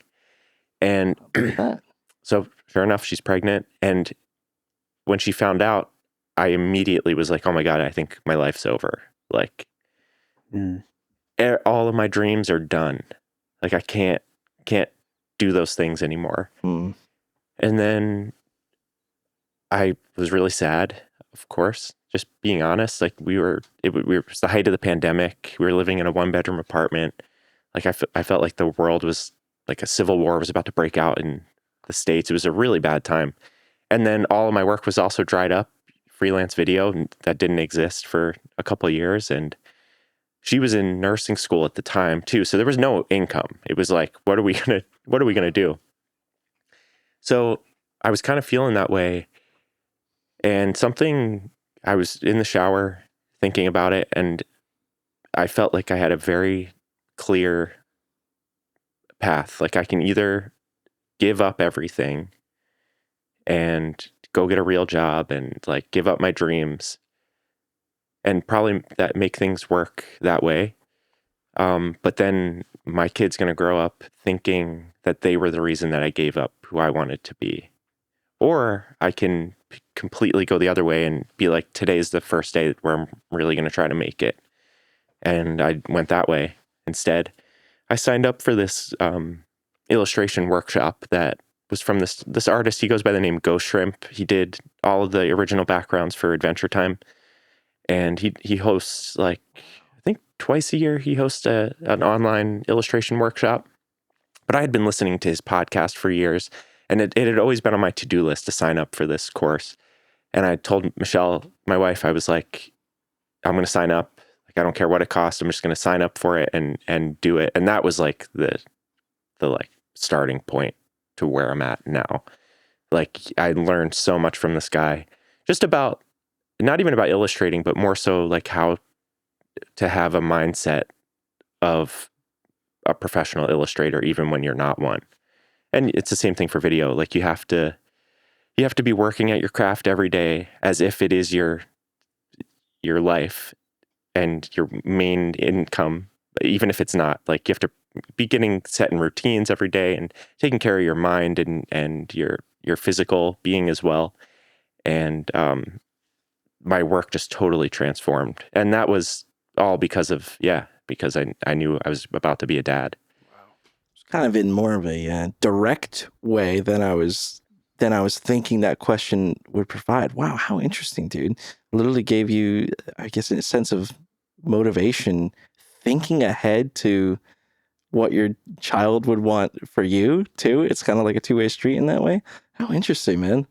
That's a really good response. Well, I just, like you see it all the time, like in movies or in stories that, that parent that sort of regrets not going after their dreams and giving it all up for their kid.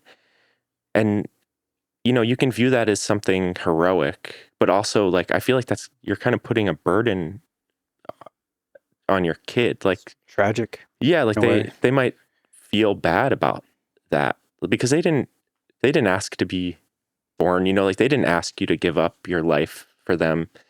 And it's kind of your responsibility to be the best version of yourself for them. And in me being my best version is going after the things that I want in life and for my career and like who I feel like I am. They gave me the warm and fuzzies. You guys are better. You were just hoping he would say, "Oh yeah, it's influenced my way I draw characters a little bit." That's what the question was designed for. Just thinking about. I mean, because in terms of what my art is a reflection of my life, right? In some way, shape, or form, things that I'm going through at the moment leak into, the stuff I put out into the world, and that's just kind of how I see it through my eyes. But everyone has different ways that they put into their art who they are. Yeah, it's incredible. Yeah, you wouldn't even be where you are today if not for your child. Yeah, probably not. In a way, yeah. I don't think I would have had the fire under me to do it when I did it. And, taking that workshop was like, I think having a kid led me to take the workshop sooner than I would have. And then taking the workshop propelled me further than I would have ever gotten without it. Cause it just was such an inspiration. And it like really gave me a lot of validation, like that I can do this professionally. Like if I put my mind to something and I work at my craft and I wake up every morning at 6 a.m. and go to my iPad and draw, even when I don't feel like it. Yeah. Then I'm gonna get better, and it's gonna make me better. And I wasn't doing any of that stuff before the workshop. I was like staying up till 3 every night and like waking up at noon. Oh, he says don't do that. He said don't do that. Chris's sleep schedule, worst out of everyone I know. Well, it goes Chris around the clock. You might as well live in a different country some of the times. Like, it's true. I don't It's true. Vent So about it, I have like a couple problems going on. I get obsessive way too much. I get so obsessed on the smallest things, and I try not to do it as much. I used to do it like a lot more. But just with like the smallest things that only I would notice in like any art, whether it's our music, whether it's our visual effects, I will not go to sleep until I figure this out. And it's not healthy at all, man. You should not do it. So I try to get better at it, but sometimes you just get in the flow state too, man. And really that's a majority of what it is nowadays for me is I will just actually forget what time it is because I'll get so ingrained in what I'm doing. And it's definitely like an ADHD thing. It's definitely something like that. I probably should see someone about it, but I haven't. I can be that way too, especially if I'm working on a big illustrated piece. Like that's mainly when I get that like hyperfixation and like the perfectionism, but as AI art becomes more prevalent, I think there's something more appealing, and I think just in general, there's something more appealing about work that isn't super tight. Like there's something nice about like loosening your lines, especially in an illustration. VFX is different because it's maybe a little bit more noticeable that it's not it right. can be. But like a loose drawing to me looks better than something that's like really technically sound. Yeah, there's a certain point at which it gets too sterile, right? Yeah. Yeah, you're right. It's slightly different medium, but I definitely appreciate what you're saying. I mean, it's the same. It's the Wes Anderson mentality, right? Of leaving the little tufts when they do the stop motion stuff, of leaving the human touch on things. It's unbelievably charming in that case. Yeah. I think, as opposed to every hair being perfect and catered, not curated, really.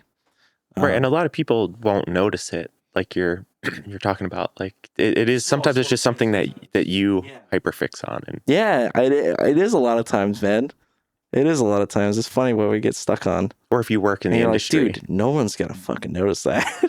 Sometimes Michelle will be watching, like, I don't know, a reality show, and I walk in and I'm like, out of focus there. And then I leave the room, like totally ruin her moment. I do that too to Jackie's stuff that she We're watches bad. too. We're bad at that, man.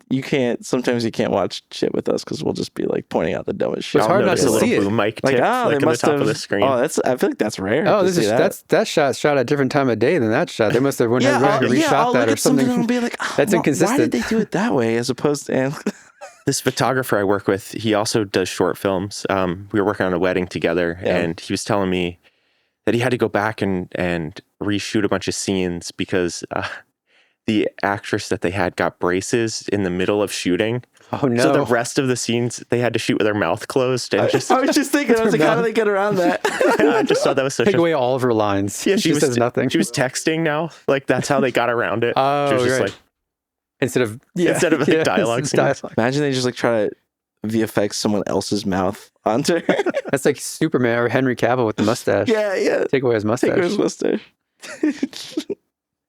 Well, I guess, Keith, have you thought about or maybe experimented with working with maybe either, I know you do the illustrations, but maybe you yourself don't animate them. Have you ever worked with an animator or a writer or director to put together like a YouTube short series or something like that, or something that you would put out there of like your own creation without having to work with a client or wait for a client to hire you for it or something? Like, have you ever had the motivation or thought to like do your own kind of short stuff? Yeah, I have. And I started out doing short films. We did Early for Work together. Yep. And I was then telling him about that. But yeah, the thing that I realized was like, to get these ideas and these scripts that I'm writing to like become a real thing, it takes a lot of work, a lot of people, a lot of time, a lot of money at sometimes, like for gear. And if it doesn't fit like the vision that I have for it, is it worth it in the end? Like, did I just waste everybody's time if it's not good? And that actually led me to start making comics, because then a lot of those are just like short ideas that I can get across in 4 panels or 1 panel or 10 panels. So yeah, the short idea has kind of turned into comics, especially like they're more like slice of life, ideas that I'm having. Like, I want to tell everyone this funny thing that Lucy said. Like, can I make a comic about it? And yeah, you can. Like, she's hysterical. She's just a punchline like all the time. But yeah, like I think there's room for me to turn some of that into animated shorts. But again, it's what do I have at my disposal? Right now, time is the biggest limiting factor in that. Because I probably could go hand draw, like do all the animating myself, but it would take me like months, probably years. Have you seen the? I do want to do it though. Yeah. Just finding the time to do it. I'm wondering how they're working this. Have you seen like there's been a lot of recent uprising like these last 2 years with independent animation YouTube series that like getting picked up. Natural Habitat shorts, the animal ones. Not even like that, but that's a good example. They're more social media driven, but it's like specifically YouTube like shorts. I'm talking about Hamburger? Digital Circus. I'm talking about Has Been Hotel. I'm talking about all that stuff. Meat And- Canyon, Yeah, she sure. does a Oh, yeah. bunch. And So they start doing their original series. I'm just wondering. I'm wondering how, because it seems like they're not individuals. They're like small studios, and I'm wondering where that money's coming from to be able to do that. Because I don't know. I've just been seeing a lot of them. I was like, oh, they got picked up by Netflix. Oh, they got picked up by Hulu, and they all started on YouTube. I think that's the as like future. as pilots. So they'll independently release. I mean, so I just worked on a project for a client that worked with a bunch of these people, so I'm familiar with them. But Has-Been Hotel is one where they just release animated pilot that somehow gets 61 million or something like that. They don't release anything else for a year. Some of these pilots take so long to make. Wow. But it is classified as independent animation. But I don't know what that means. Like, I didn't do any research. All right, who really made this? Like, what's the team that made this, and who did they pay or did not pay it? Like, is it a passion project? So I think a lot of it does start out as a passion project, and then You would think, they right? do like Kickstarters, or they just start posting like concept stuff on Instagram, and it gets through who they had work on it, word of mouth. Like if a big animator works on it, big character designer works on it, and then they share it, then people are more inclined to go click on it and check it out, and then they're like looking forward to the. I think what a network is looking for is like interest in the project, and if they do see like that That's what millions of views yeah, are, because that's free for them. Yeah. Is to go take a look at and say, oh, this already has an audience. It's less risk. Boom. Yeah. right? Yeah, that's the problem. I think COVID It's like doing reboots. People are already familiar with the IP. So like wrecked the animation industry. oh yeah, we talked to Josh Lukowitz about that at Netflix, DreamWorks Animation. Oh yeah, he's an editor. Project after project of just, that's not going anywhere. That's not going anywhere. Laying off people here, laying off people there. And I know a ton of his friends, same story. Everyone's bouncing around trying to get work. Yeah, But yeah. So he was DreamWorks animatic editor for a while, and now he's at Netflix doing the same thing, animatic editing. So oh, that's cool. Yeah, it's disheartening from someone that's on the outside looking in. I want to be there, but then I see like people that have been in the industry for 20 years now with a huge resume. They're like posting that they're looking for work, and it feels like, well, how does someone get started now in this industry? And I think it's through independent animation. I think they just make their own thing and hope that, the platform's there for it. People want it. People want original ideas. Absolutely. They don't want reboots. absolutely, it's a lot of stuff. I don't want to get into it too, but like industry stuff. When we had Josh on the show, there's a lot of politics, man. There's a lot of office politics when it comes to these studios. It seems from the outside in. Yeah, it's a mess. I know quite a few people that tell me all these stories. So you're gonna have shit no matter what happens. But yeah, I tested for a Nickelodeon like character design job a couple years ago, and I didn't get it. And I don't think I even heard back. It was just like I submitted this test. Or no, maybe I did hear. I heard back on vacation, and it totally ruined my my vacation. But I reached out to a couple friends I have that do work in the industry, and I was like, "Hey, like, how do you deal with this letdown?" And they're like, "Oh my God, you didn't get a test. Like, they didn't hire you from a test. That's like the number one thing that happens in this industry. No one is getting we do hundreds of tests a year and don't get jobs from them. So don't feel bad." Huh. Yeah, I think they just a lot of times put out the test as like a formality, but they just end up hiring someone that they trust already. And so it just goes back to like who you know, and a lot of that. Yeah, which I get. That's how the world goes around. It baby. is. That's why we do it too. That's the thing. It's like you can't complain about it when you actually do understand it. It's like, who am I going to pull into a videography project? It's probably going to be fucking you. Because the more you work and the more you realize how many people like aren't actually like, I've kind of not gotten burned, but like you hire somebody and it doesn't work out, and then it's a bad reflection on you if it was a referral. So it's like trying to protect yourself in a way too. If you're bringing somebody in, they better be able to do the job. Yeah. So, I feel the same way. It is pretty fun. I never thought of it like that. I was like, wait a second. I'm part of the problem. It's just how it goes, man. That's just how it goes. It's just business. You got to be able to deliver. Yeah. Yeah, when I heard that too, that's how it worked. They were like, yeah, they probably didn't even look at the test. Like it just Because there's so many people that can't deliver. yeah. I mean, I've been hired, so I don't even have a demo reel of like a cinematography reel of anything. No, I don't have I've just a been reel. hired on like word of mouth. It's like I've just been trusted to just do the job that they need me to do at a high level, and that's But it goes back to episode 2 or And 3 of this show. Showing up is 80% of the gig. And I've proved If you are reliable in just terms of being where you say you're going to be at a certain time, weird how many people do not clear that bar. That's really all you need to do If to you're get started. early, you're like at 95%, you know? yeah. Yeah, but not People too can't early. do that. If you're there Too too early early, for then work? it's too early for work. That's a problem too. Too early for work too. Oh. Oh. I'm going to hit the restroom real quick.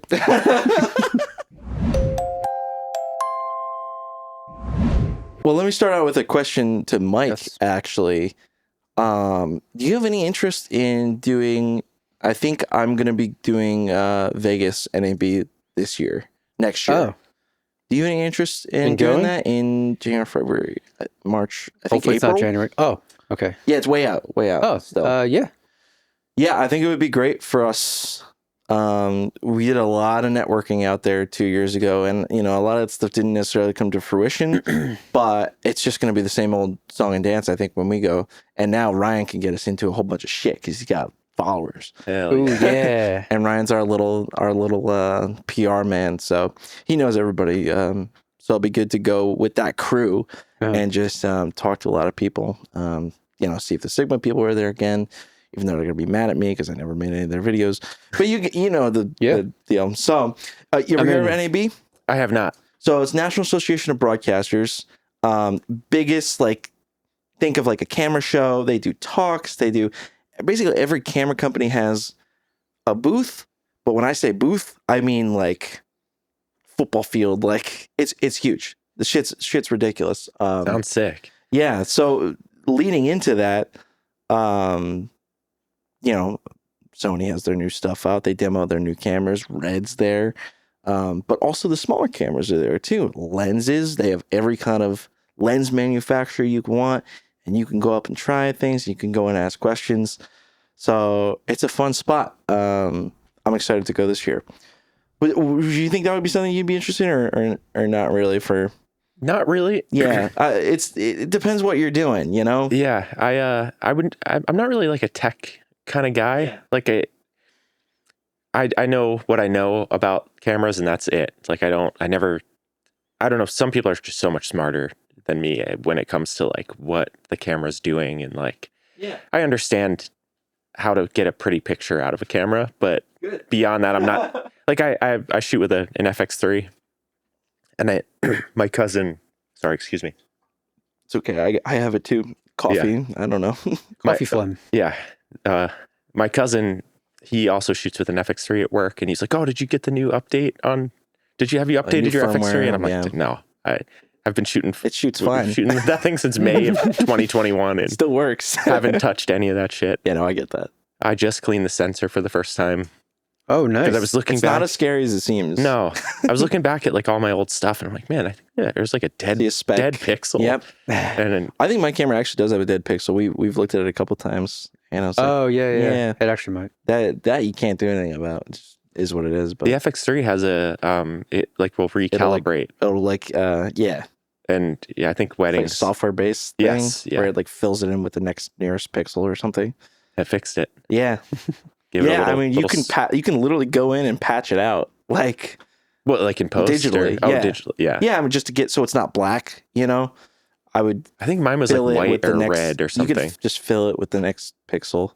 I think DaVinci has a. Didn't we try it? It's like dead pixel repair effect or something like that.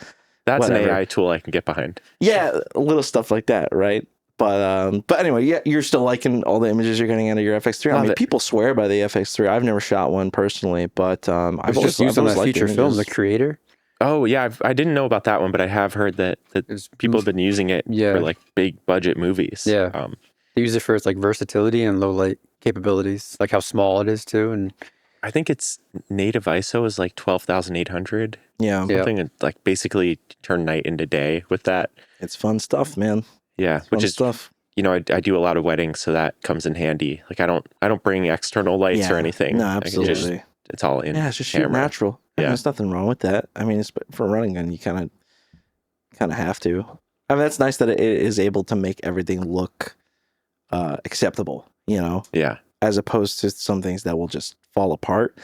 And that's kind of, I mean, that's kind of the way the industry is going. Everyone's just pushing that technology. So I feel like people are adopting, everyone's pretty much adopted dual ISO by now, which is your dual native. So signal to noise ratio and all that jazz. But yeah, I've just seen everyone just pushing that number to, I mean, mainly to try and compete with Sigma, especially Nikon, all their stuff with the red integration. Be interested to see what they do this year. But I'm not really up on the camera stuff either. I haven't been in the market for a while, and we've been like okay with what we have camera wise to do what we want to do for the moment. So I really haven't I don't even know what people are saying about that first Nikon red integration. Have you heard anything? Is it out yet? Is it even out yet? I don't know. I don't know if it's out yet. Okay, maybe it's not out I haven't yet. heard about it. I only kind of keep up on what Sony's doing and only like peripherally. Like my B camera's a FX30, which is just FX3 but no full frame. Yeah. And that's about it. I got my 2 cameras and get to work. Yeah. Dude, I should have brought my FX3. Oh, we could have show and tell. Wait, don't you have something for show and tell? Oh, I have a show and tell item. Yeah, Oh, get your show and tell Okay, item. let me see. It's camera related. Get your show and tell item. Play some music while he's getting the show and tell item. Play the other one. That makes me think the show's gonna end. Oh my god. Oh, it's the same song on both? You have in and out labeled the same. Oh, maybe yeah. All I have are stingers. All right, play one of those. UYMI! What does that mean? Until you make it! Oh, okay, that's good. Camera reveal. Hell yeah. Well, Michael, tell him what he's won. You've won a Fig rig from Manfrotto. This thing retailed when it first came out for over $300. Whoa. This piece of metal, and I've been searching for this discontinued item. Does not exist anymore. Does not Do exist not make anymore. it anymore. For years. I can see why, but And I found a guy. Why is it so special, Mike? Okay, so why did he get discontinued, or why is it so special? What is this? What are we looking at? I What can is tell you this, both. What does this acquire? What does this let you do with a camera? Okay, so this lets you mount a camera in the middle here. It allows you to be handheld without having your hands actually physically touching the camera, which allows for a more natural handheld. But Mike, can't you do that with like a shoulder rig? No, because the way this is designed is the way how far apart your hands are, and the way that it's a wheel. It's a wheel so that you can grip it on 360, because they have square boxes, but the square boxes ones that go around a camera only have grip handles on the sides. They don't have any grip handles anywhere else, and they have nowhere to you can mount stuff onto here, which is a very similar design to one of the original like Ronins. The Ronin Ims had like a circular or boxy design where you can mount stuff on top. But this allows you to have your hands far apart enough from the camera where you don't have those micro jitters. So it eliminates micro jitter from handheld camera. okay, that's important. But the circle in the way that's not a shoulder rig allows you to be more versatile in using it. Not only can you pass it off to somebody and have someone else use it, you can grip it from any position that you want. But it also allows you to be more flexible in what you're doing. So this was famously used on the action movie The Raid and The Raid 2, were two action films that used a lot of fight choreo, and this was used as part of their style in order to get action shots, in order to be more versatile without having that micro jitter. It would also allow you kind of like almost like running and gunning, but like for a movie. Yeah. Shoulder rig being too heavy, too up here, clunky. too clunky, and too rigid. This allows you to be more flexible. Yeah, I'm just thinking. It got of an discontinued interesting- because it never caught on. This was made before gimbals were a thing. This was made when you pretty much only had shoulder rigs, and you had those ones with the weight on the bottom. the glide cams. Yeah, the glide cam. So now This I'm was made thinking, during that time. Would you be able to like And attach it just never caught on. like weight wise? I'm thinking of like, oh, I would want to put like, you know what a dream would be is like to put a Komodo on there with the global shutter. But then I was thinking about the weight. Is there a way to, would you counterbalance that with something like an easy rig, or would that take away from maybe for I don't know. resting? I don't know how to rest it. That's what I'm thinking. No I was like, fucking- I have would no you idea. rest it? I thought about that. I was like, how the fuck do I put You need it down? a kickstand. You need some kind of kickstand or Yeah. some kind of thing to like, you need like an arm to like rest it on or But something. again, that's gonna So right, yeah, you could. you need a little some kickstand kind with of- like a little arm and you just go like that. If that was made before gimbals, why would you use that instead of using a gimbal? Because gimbals would be gimbals are too flowy. right. Yeah, If you're gimbal's such a gimbal, has such a look. if you want that look, you can't emulate like a handheld kind of more energy or kinetic. You just want, if you want more energy in the shot and you want it to be handheld without having the micro jitter, you can use this. It just gives you a different look over a gimbal.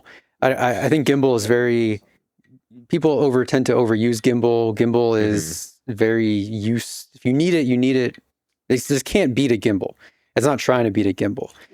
It's very specific use, but if you're going for a handheld look, I would do this over a shoulder rig, like any day. And if we're doing handheld action stuff, you're doing handheld anything, you just put it on this thing. You would not touch the camera at all. You would use this. So tell the story of where you found it. So I found it on Facebook. I was thinking about it the other day, but not the other day. This is months ago. Yeah, I got this year. He was telling me about it. He's like, I wish I could find one. And we were both looking around, and then he stumbled upon a Facebook listing, which was old at the time, wasn't An it? old Facebook listing from a guy in Massachusetts who was selling it for $30.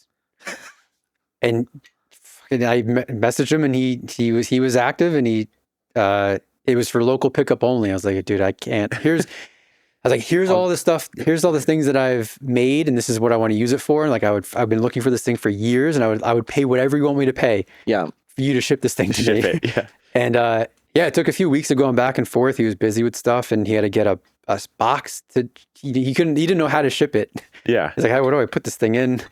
So I had to wait for him to get a box. I paid for the box. I paid for the shipping, and I just Venmo'd him everything. What a gent, man. Freaking got it. Freaking finally got this thing. Whose signature is on it? That's that Mike's a signature. He put, okay. he signed it. Is that a signature? It looks don't like know. one. Yeah, it does. It looks like it's engraved. Oh, An engraved fig rig. Yeah, it is engraved. you got the special Maybe it's the edition. guy who made it. Yeah, fig. Made in Italy. This thing came out for That's $300. That's from Fig himself, dude. Check it out. Dude, Giant this steering is- wheel. Yeah, wait, I've never held it either. But you do it first. But yeah, the not being able to put it down. That's tough. Yeah, Yeah, I I'll mean, you just- gotta we'll figure it out. that out for sure. But as far as the look, he was showing me, what it was, some of the action films it was originally used on. It's like And there isn't kinetic. Really is the word. I feel like. There is a video. There was a Film Riot video from like 11 years ago Yeah, you where can they get did buy one when it first came out and they did test it. Good range of motion. Or needs a kickstand. Maybe like a frame. You could frame in the middle. Then you get another one back here. Oh, a frame and for then the a frame. seat. The handlebars. Frame. It's a weird design choice that you're showing how it's like made to be grabbed anywhere, Mhm. but like the handle grips are only at either side as opposed to just lining it along the entire ring. Well, because you want to keep it bare because you want to mount stuff. It'd be harder to mount stuff if you had this grip everywhere. Because there are a lot of mounts that like just kind of slide around on circular mounts that you could grip. I think you where could I would mount put shit. monitor. You could dangle it from the top. You could hang it down. Yeah, honestly, that might be here, Yeah. right there. You could do a 7-inch there if your camera's not too big. You can put the monitor right on top of the camera. It'd be right in the middle. That's really cool, Put a man. cage on the camera. Yeah, I dig it. Yeah, there's a Film Riot does have a literal like side by side comparison video that they made where they did running, they did Yeah. static with handheld, and then with that in place of the handheld, and it is a really pretty big difference in like the micro jitter being eliminated. Yeah, that's huge. Especially It's cool. sometimes if I'm shooting handheld with an 85, even with the Steve wants to see stabilization, it. like you get that jitter. Get a little jitter, Steve wants to put it away. but No, I'm kidding. He doesn't want to look at that anymore. Yeah. I So can't wait to use it. Yeah, I wish I had something for show and tell. I would never use it for. I probably would what do I never use it have? for anything else besides one of our movies that we're doing something specific. It's too big and I can't. I would probably never do client work with it. It's a shame we I was finished telling- shooting that one already. Yeah. Yeah, we Eh, would have what are used you gonna it. do? We would have used it for Yeah, the absolutely. final fight stuff that was all handheld. Yep. Whatever. I was doing It show, wasn't. It wasn't. I was doing available. show and tell with my buddies Chris and Tom. They were asking about our video production stuff. And I was telling them about my monitor that I brought when we were filming Exodus. And it is just such a funny story of like, I got so fed up with like crappy monitors. Like one Field World died on me. Another one didn't have the software I wanted. I had one of the old small HDs. I love their software. It's great. But I feel like there's nothing in the middle ground between that and like the $2,500 monitor. So that's what I have. I bought the $2,500 monitor. And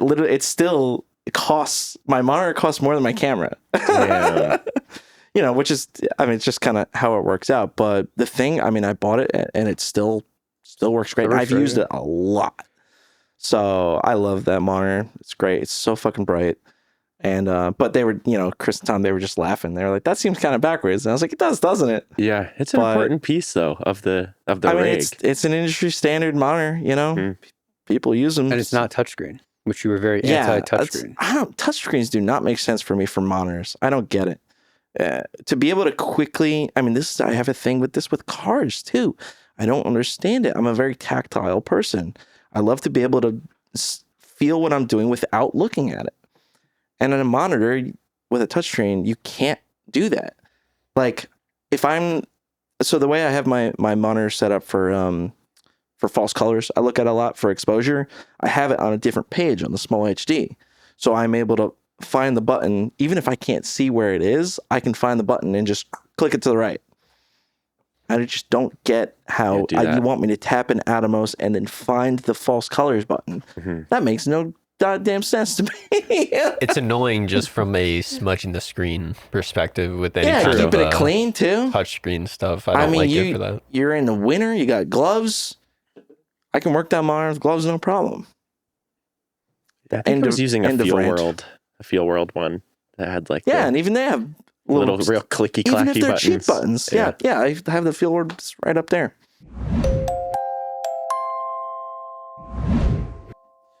So in terms of video, what production are you doing these days? Weddings. We talked about, so it is still weddings. Okay, Yeah, I but wasn't I'm- sure if you meant you were still doing that or you just. I'm phasing them out. yeah. Like I'm only working for people. So I occasionally will do my own, where it's like my own couples come to me and I'll shoot and edit that. Mhm. But then last year I was shooting for like 6 different companies, I Oh think. my god! Yeah. That is Oh my unbelievable, man. Yeah. Holy, you weren't lying when you said It was a hundreds lot, of weddings. lot of weddings. And you just miss out. Like everyone else in the world works during the week and is off on the Yeah, weekend. you're like the opposite. Yeah, and I have to like turn down shows for my band. Like, sorry guys, I'm Ugh, yeah. shooting a wedding. But the money's really good, and like Yeah, the money's great. I need that to fund the fun stuff I want to do in Yeah, life. man. Sometimes you just gotta bite the bullet. If the work's available, for sure. I mean, Yeah, it's a pretty good. That sounds like a pretty good balance, right? With like your work life. Where, like you said, your wife works full time Mhm. during the week, and then you get to work on the weekends, and it's like yeah, it's great. the balance. It is a kinda- great balance, and again, like being the stay-at-home parent, it allows me to be home during the week and then like kind of trade off on the weekend. But That's true. That's true. me and Mike were talking, it's just soul sucking. Yes, It I believe it. I feel bad saying that, and like I feel bad feeling that way on those days. Yeah. And like Of course. because it's their best day of their life. You hope. You hope. It usually It'd is. be the worst. I've seen some big arguments. Oh yeah, go down. I've seen some guys like they're not gonna last the night, No, kind of thing. Like bad. like totally like hate each other. Oh yeah, dude. Like even like they're yelling at each other. I've seen someone they're just yelling at each other just for trying to do photos, and like she didn't like the way he was like not really into it, or something like that, or just like silly stuff, or like or even just like completely unrelated things, and they're just so mean to each other. It's like, oh my god, Yeah, these guys are this woman's nasty, or this guy's an asshole. spending Yeah. thousands, Like- $50,000 They don't on seem the day. compatible at all. No, Why are we having to force them to kiss each other? That happens too. Yeah. You're like, all right, guys, please kiss, please. Go Like, ahead, hold it. hold Wait hands, longer. hold her hand, like touch her. This is your wife, right? Guys, this is arranged marriage that we're not aware of. Maybe touch is low on their like love language. No, Maybe. but there's a I do see that. Like, Oh, that's a good Okay, point. maybe. Yeah, I don't know. yeah, that does You didn't exist. ask, and that's your fault. But you can tell, like, if they're like nice to each other in other ways. You're Yeah. like, okay, like that they are perfect for each other because they don't like. They're actually in Touch. love. Yeah, but then sometimes They you don't get like like touch. people that just fucking hate each other. Yeah. and they're all doing this big show, and I'm in on the show. Yeah. I'm like, hi guys, You're running the show. I'm Keith. I'm here to Yeah, you capture always your gotta have. love. You gotta have so much. Uh-huh. Well, yeah, because you gotta have energy. You gotta be like, you gotta Hey guys. you gotta be excited to like be Boys there. and girls. Sucks. I show up Oh my 15 god, I want to minutes see late. Clown Keith. No, You do. don't You make gotta put me on. do You it. gotta put on a show. You gotta put on Yeah. a happy face because it's their Song and happy day. dance. And if you're like depressed and like don't want to be there, and you start showing it, Yeah, or tell them or that. tell them if you just for some reason tell them that I don't. Hey guys, I don't want to be I here. don't want to be here. I basically do that. I like show up and I'm like, hey guys, my name's Keith. I'm going to be shooting video today. Just pretend like I'm not here. And then sometimes that's all I'll say to them all day. Like that's it until I say goodbye. And I try to be looking happy while I'm doing it. But dude, sometimes I'm pretending to be shooting too. Like I won't even be rolling the camera like during the dancing part of the night. Yeah. When I have like 2 hours left and it's all dance footage, Well, you only need so much of that. I just walk around camera off, but act like I'm shooting so they see that I'm there. Yeah. I like that. I do like that, but it's soul sucking. Dog and pony show. Have you done that? I don't think so. I can't. Oh, that's devious. But- Walking around with the camera off, making people think you're shooting. Well, they're all drunk at that I point, do that you when know. we shoot our Like, movie. You're wrong. It'd be a little. Sure. I don't do that. Reason because towards the end of the night the gimbal gets really heavy, and like my forearms can't start to not be able to take it anymore. So I just don't do anything. yeah, but that's the alternative. The is you alternative just is stand don't there. do anything. I'll grab a drink from the bar or just hang out by the DJ and just stand there. Yeah, I'm always in the DJ booth. Or And watch football. Or you go find the sometimes I go into the old cocktail room. And that's where some of the guys will take breaks and hang Yeah. out. Yeah. Some of the DJ guys Like, are just take a break in the old cocktail room. No one's in there. Everyone's just like Yeah, but I feel quiet. like then they're looking for me. They're like looking like, where did the video guy go? So if I'm out there and Sure. it seems like I'm like working, you're I've working. already captured like I know I'm going to give them a good edit. Yeah. You have everything you need. Now it's just like Now the it's rest just- of the show. But I hate that part the most. Yeah. Like the show of it all. Yeah. It's just all one big show. Name of this episode. One big It's all show. one big show. All the world's a stage. They're tough, and that's like it's how the guy I used to work for. It's how he got kind of sucked into weddings because when he graduated and he was Oh, Jesse's calling me. Should we put her on? his the air? agency stuff wasn't as lucrative as when video. Like he was in the 90s. When video for a wedding was like blowing up, and he jumped on that train. It was like short term money, and it just like the money got better and better. And it's like, oh well, and he started a family and is gonna marry, and he's like, well, I got to keep the money going. He never got into doing commercial stuff, which was like kind of what he wanted to do, and he stuck with weddings, and he did weddings for 30 years, 20 plus years, probably 30 years now, I guess.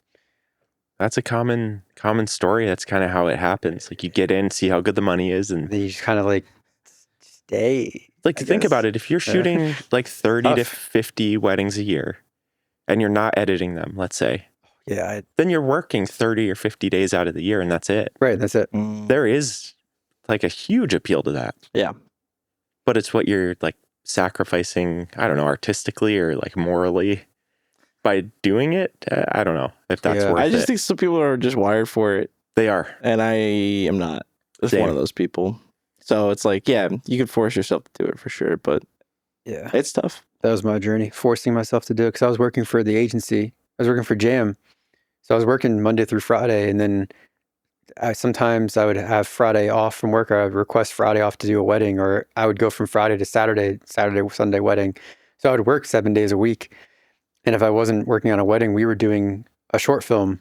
Because around that time, we were doing like 2 a year sometimes. We were doing a Star Wars one every year, and we would do like something else. So we were either doing a movie or I'm doing a wedding, and I'm working 5 days a week on top of that. Yeah, it's too much. Yeah. Oh man, well, it's good to know. It's such a funny struggle to share. Yeah. But Just- it's not all bad. Like, I definitely learned a ton doing them. Like, and I definitely feel really confident in my ability to show up to a place by myself and do a good job on a video. So yeah, like, you get thrown in so many situations that it's like you get those reps in of like doing things Yeah. quickly. and it's high stakes, you know, like they do the kiss one time, and They do, like you right. need, and if the audio's not good, like it's going to be Yep. hard to edit it. And, you know, I'm like, it's as high stakes as you can get, I think, when it comes to capturing something live, other than like, I don't know, something like presidential or, you know, like it's, yeah, like it happens one time. And if you fuck up, that's Well, someone's even those life. Yeah. moments have multiple cameras. You're just one guy. If you didn't hit record by accident or something, or your memory card fails, or you're done. Yeah, It's done. There's no backup guy. Yep. Most of the time, there's no backup guy. Usually there's Yeah, not. there's no backup guy. But yeah, so I'm doing weddings, and doing a lot of music video stuff. Mhm. Just did a couple for Ditz. Yep. That I wrote and directed, and had my cousin shoot them. Nice. Oh, the war Yeah, one we were that you going to did. ask about that. We're gonna, because you put that link to us, and we're like, wait, did he Because shoot this, he's direct this? in Oh, it. you're in it. He's in it. He's in it, so he couldn't have shot it, or maybe he did. No, my cousin shot it. Yeah. Okay. I wrote, directed, edited, was in it, and produced the whole thing. Like, got everyone on board. Yeah. Like me and Luke, my drummer, we got all the props for it, and Yeah. What was the cigarette budget for this video? high. That was where most of High. the money went. Oh, did you get those, what do they call them? The floral cigarettes or whatever? No, they were real. They were real cigarettes. Yeah. They were real. I was thinking the ones they used on Mad Men were the herbal cigarettes. Oh yeah. No, anytime I write something for Ditz, I include a lot of cigs in it for my boys, For my boys. My raccoon boys. for my raccoon boys. The Coon Boys. Oh, You shit. can't say that. But what's really funny about this? You You can't say that. Whoops. So my cousin is a DP. Yeah.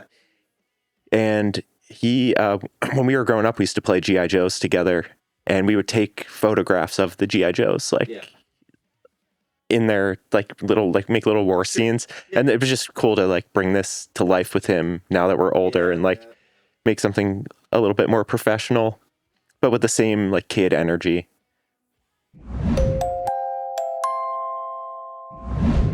We just wanted to mess around. So we Mike and I feel like we had voices for some of these characters. I love, yeah. Have you ever imagined any of these characters, like what they would sound like?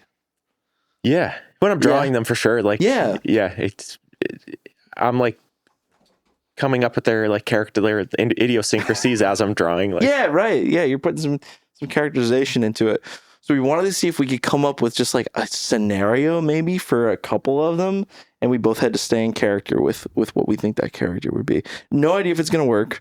No idea if it's gonna be funny or good. it's going to be great. But as we were running through it, we were just like, oh, I feel like that guy. I feel like that guy's voice would be up here. You know, stuff like that. We could do it in a few different ways. We could pick one of the characters and then all have a turn.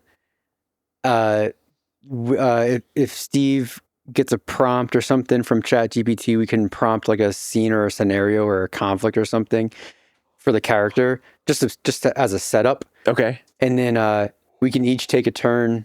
We could each take a turn with one of the characters. Yeah, sure.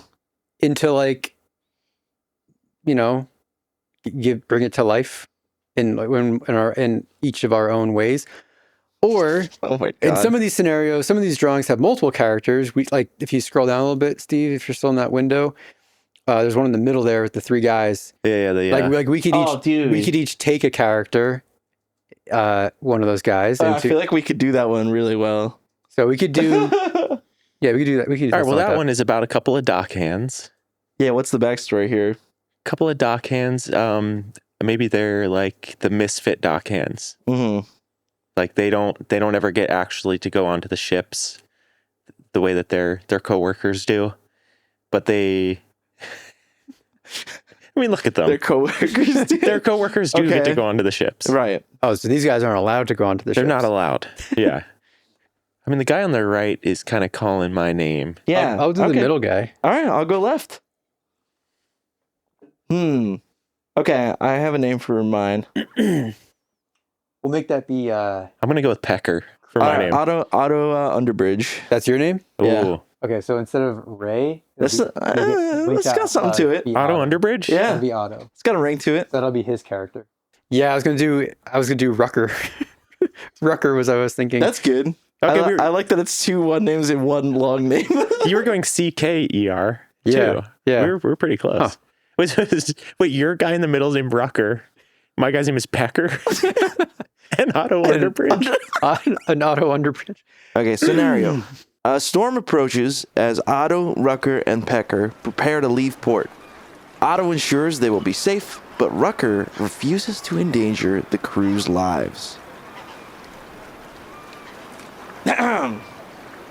Okay, Raccoon and Pecker. Storm's rolling in. We need to get moving. No! We're gonna shut it down! There's no way we're gonna keep operating under these conditions! Absolutely no way! Listen, I don't understand why you're gonna be in charge, Alan! Rucker, take the gum out of your mouth. You're gonna get Pecker! You're gonna get us all killed! You son of a bitch! It still looks pretty far away. I think we'll be able to get there in time. I want you guys to keep moving those boxes as fast as you can. Okay. No! Pecker agrees with me. He thinks we have plenty of time. Pecker, you're gonna go spine! You're gonna stand up for yourself! And that brings us a yes man! What do you mean far away? It's literally burning on cameras as we speak! We only have a couple more boxes. And then we'll get inside the ship and... This is in a goddamn box! Let me go and frozen this goddamn ship! I gotta go home and fuck my wife! I swear to God, go home and fuck my wife! Yeah. If you're not gonna turn this ship around, I'm gonna do it for you! Pecker, come on! Come on, Pecker! No, Pecker, don't leave. He's sitting! I know he's making a lot of sense. What did you say? He makes a good point. If we go home, we don't get paid. You can't fuck your wife if you can't feed her first. Oh my God, he's right. Good God.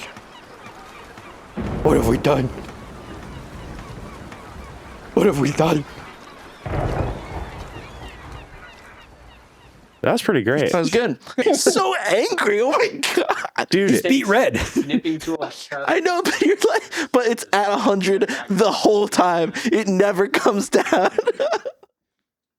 you didn't catch me saying that I want to fuck my wife. Oh, that's what I didn't catch it. I wasn't listening. Perfect though. Honestly, perfect. perfect. I stumbled into something by the end. I think I had something going. But that's pretty much the voices you wanted, right? Was that the idea that you had? I think we nailed it. We should talk after this. Steve, you know what to do. Thank you, everybody, for listening to this episode. Mike, appreciate you being here. Steve, always appreciate you on the controls back there. And Keith, for coming all this way. I wish I had a little prize or something. I should get little goodie bags for people. That'd be nice. Yeah, I'll do that next time. We need mugs. I'll send you something. No, you won't. I could cold brew you for the road. I did Yeah. give you some delicious cold brew. But I'm gonna use your bathroom before I go. No, That's a absolutely, gift- man. gift But enough. no, thank you again for making the trip, dude. So good to freaking see you again, man. This has been a blast. Yeah, it's been great. And nice to meet you, Mike. Nice to meet you too, Keith. And Thank we'll you. catch you guys next time. If anybody has any questions for Keith or anything you found interesting about the show, I have a question. his phone. What do you have? What's your question? Why is that guy ripping a bong on the toilet? I mean, that's the best place to do it, on the Well- side of a mountain. They say write what you know, right? Or draw what you know. Listen, there's a Might be my favorite drawing you've done yet. lot of personal mythology in this yeah, one, it's ingrained. ingrained. Another bug. But no, for real, Keith, if anybody would like to check out your art or see what you do, where would you like to point them to? At Keith Glidewell on Instagram, where you can find my comics and some of my art. And there's another Keith Glidewell out there who's way more handsome And we're than going me. to kill him. No, dude, that guy is handsome. Oh, okay. He likes him. That guy's handsome. And he's like super successful in the film biz, Oh, which is all funny. right. Interesting. So I'm not that Keith Glidewell. on the show. Yeah, you guys should. Too funny, At the man. same time. Oh my God. Oh, Double the Keith, double the Keith. glide. But yeah, I'm on Instagram, or you can check out Ditz the band. Listen to some Raccoon-Trash can music. Hell Punk yeah, rock. brother. Bug rock.